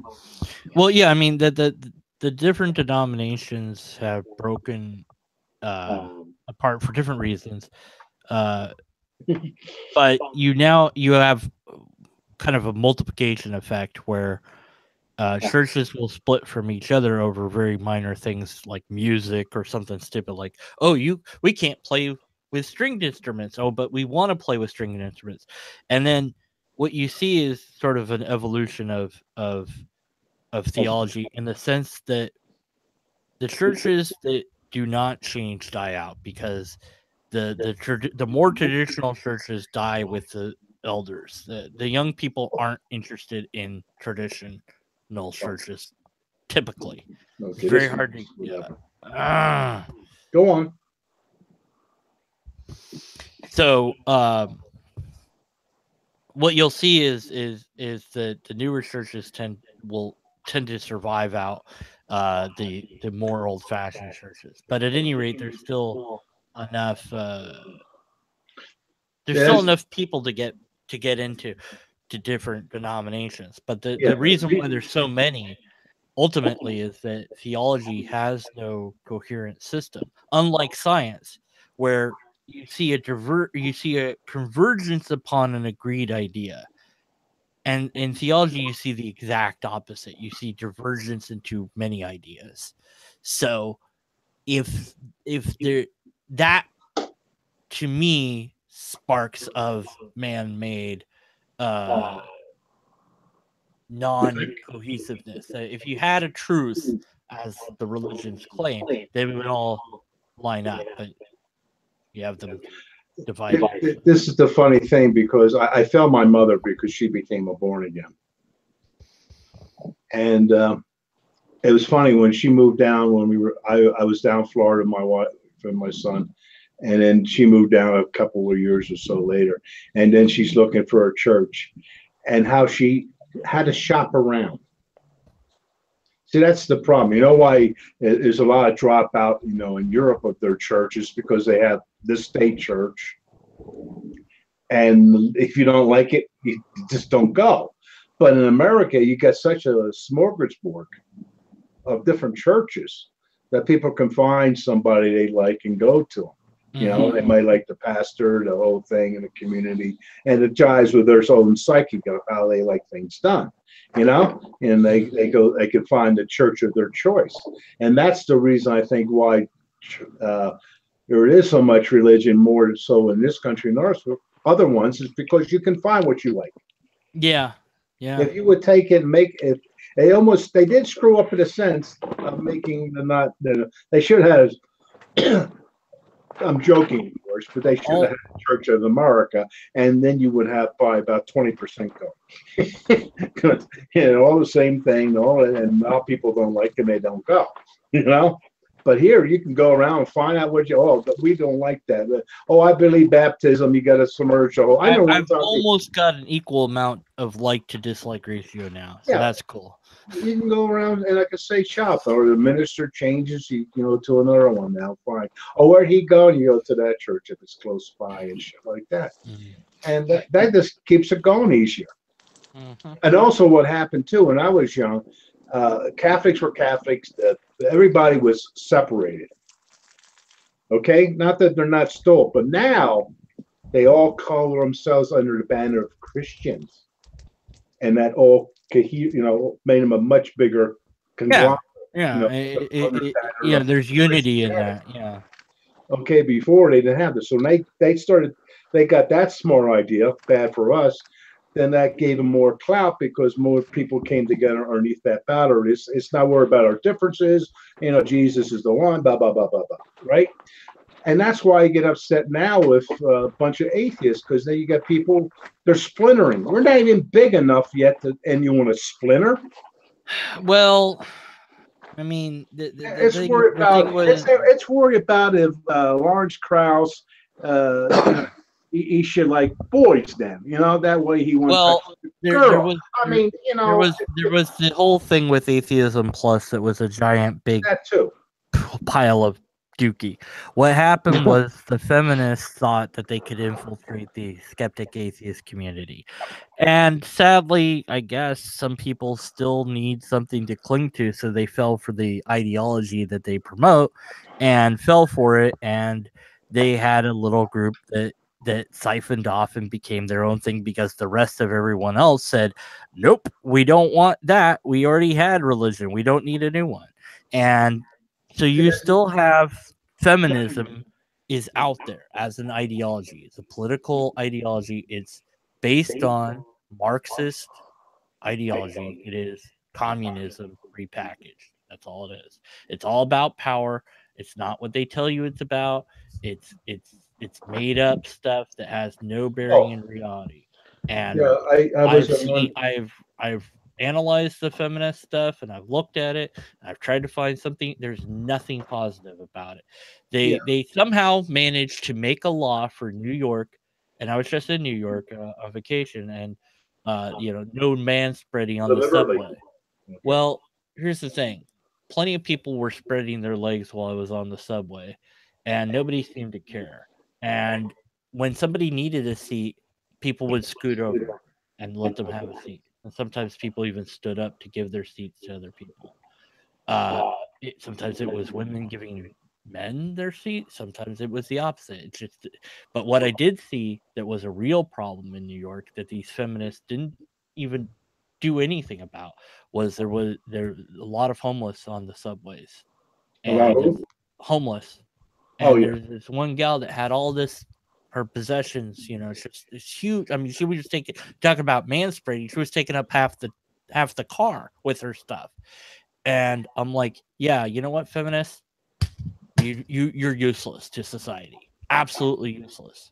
And these kids who don't understand history are marching with hammer and sickle banners. And I'm like, that saying better dead than red needs to come back, because communism is evil. We need to shut it down. So if you're an atheist, hey, that's great.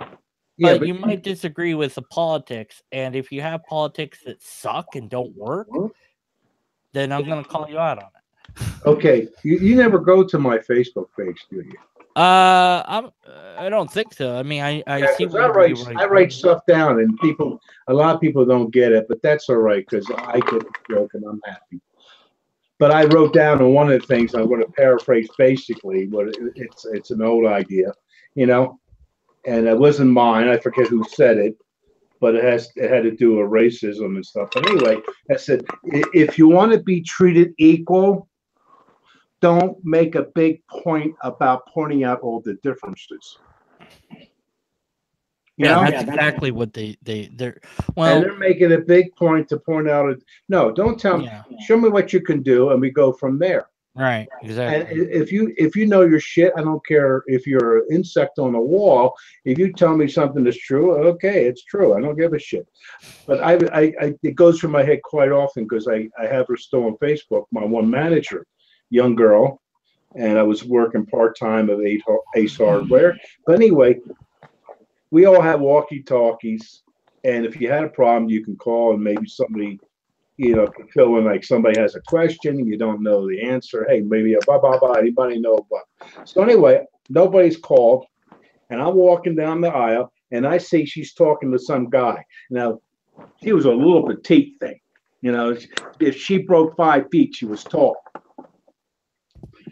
And she did calculus, she's smart, So anyway, there's different types of calculus, but she could do calculus. But anyway, I'm going by, and the guy stops me, he says, I have a question, blah, blah, blah. I said, wait a minute. Did you ask her the question? Yes. Did she give you the answer? Yes. And I walked on. I tell you, I had the biggest smile later that she came over like 5-10 minutes later, and thank you so much. I thought no. I said, you know your shit. You didn't get on the radio. You didn't ask any questions, because I know if you didn't know the answer, you would have asked. You didn't ask. You gave them the answer. That's all I need. So I don't need this feminine. I've been treating everybody, subpar all my life. So I know. That's the jadedness that I've come to love and expect. Like I say, I don't look. I don't drop the shoe. I throw it to the ground. Yeah. Well, it's coming though. But honestly, I understand. I understand the point. I know I used to be called nigger lover and all that kind of shit. Yeah. That's. I don't know. You know your shit. I know you know your shit. If you don't know your shit, I know you're going to ask me, and we'll go. Right. See, we can figure it out, or we'll go wherever. It's no big deal. Yeah. So that's okay. I would say there are people who have to know an answer for it, and they have to know everything. Go. So. Anyways, I'm gonna wrap this up because my brain is melted. Look, my brain is melted. You can start your own hangout. No. I'd rather melt your brain. Look, I'm tired. I need to get it's okay. No problem. Look. I'm I'm done, man.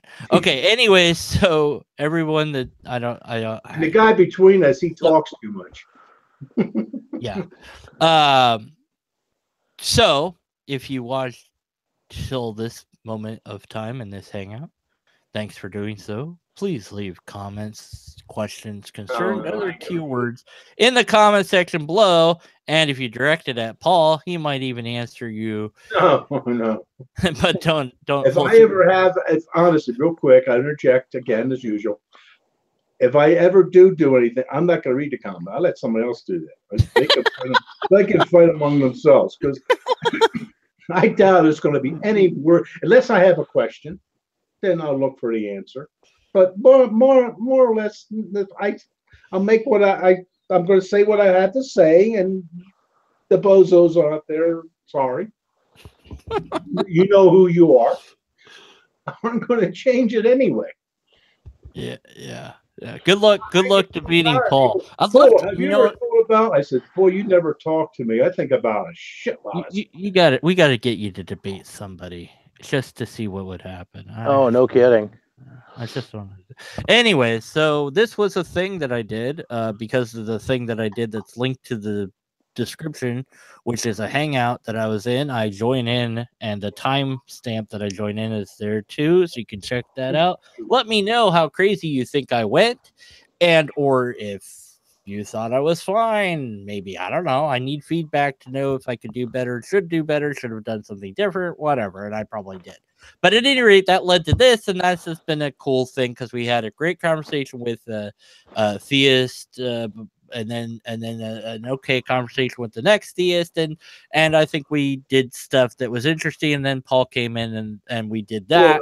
And that was interesting in its own right because, I mean, it's Paul. I mean, I don't know. Watching a rock slowly deteriorate is a thrill a minute. Yeah. So remember, unless we have empirical evidence, a repeatable test, and or a logically valid argument, we should be skeptical of the conclusions. Final thought, DM, what would you say to Martin about the miracle of Fatima?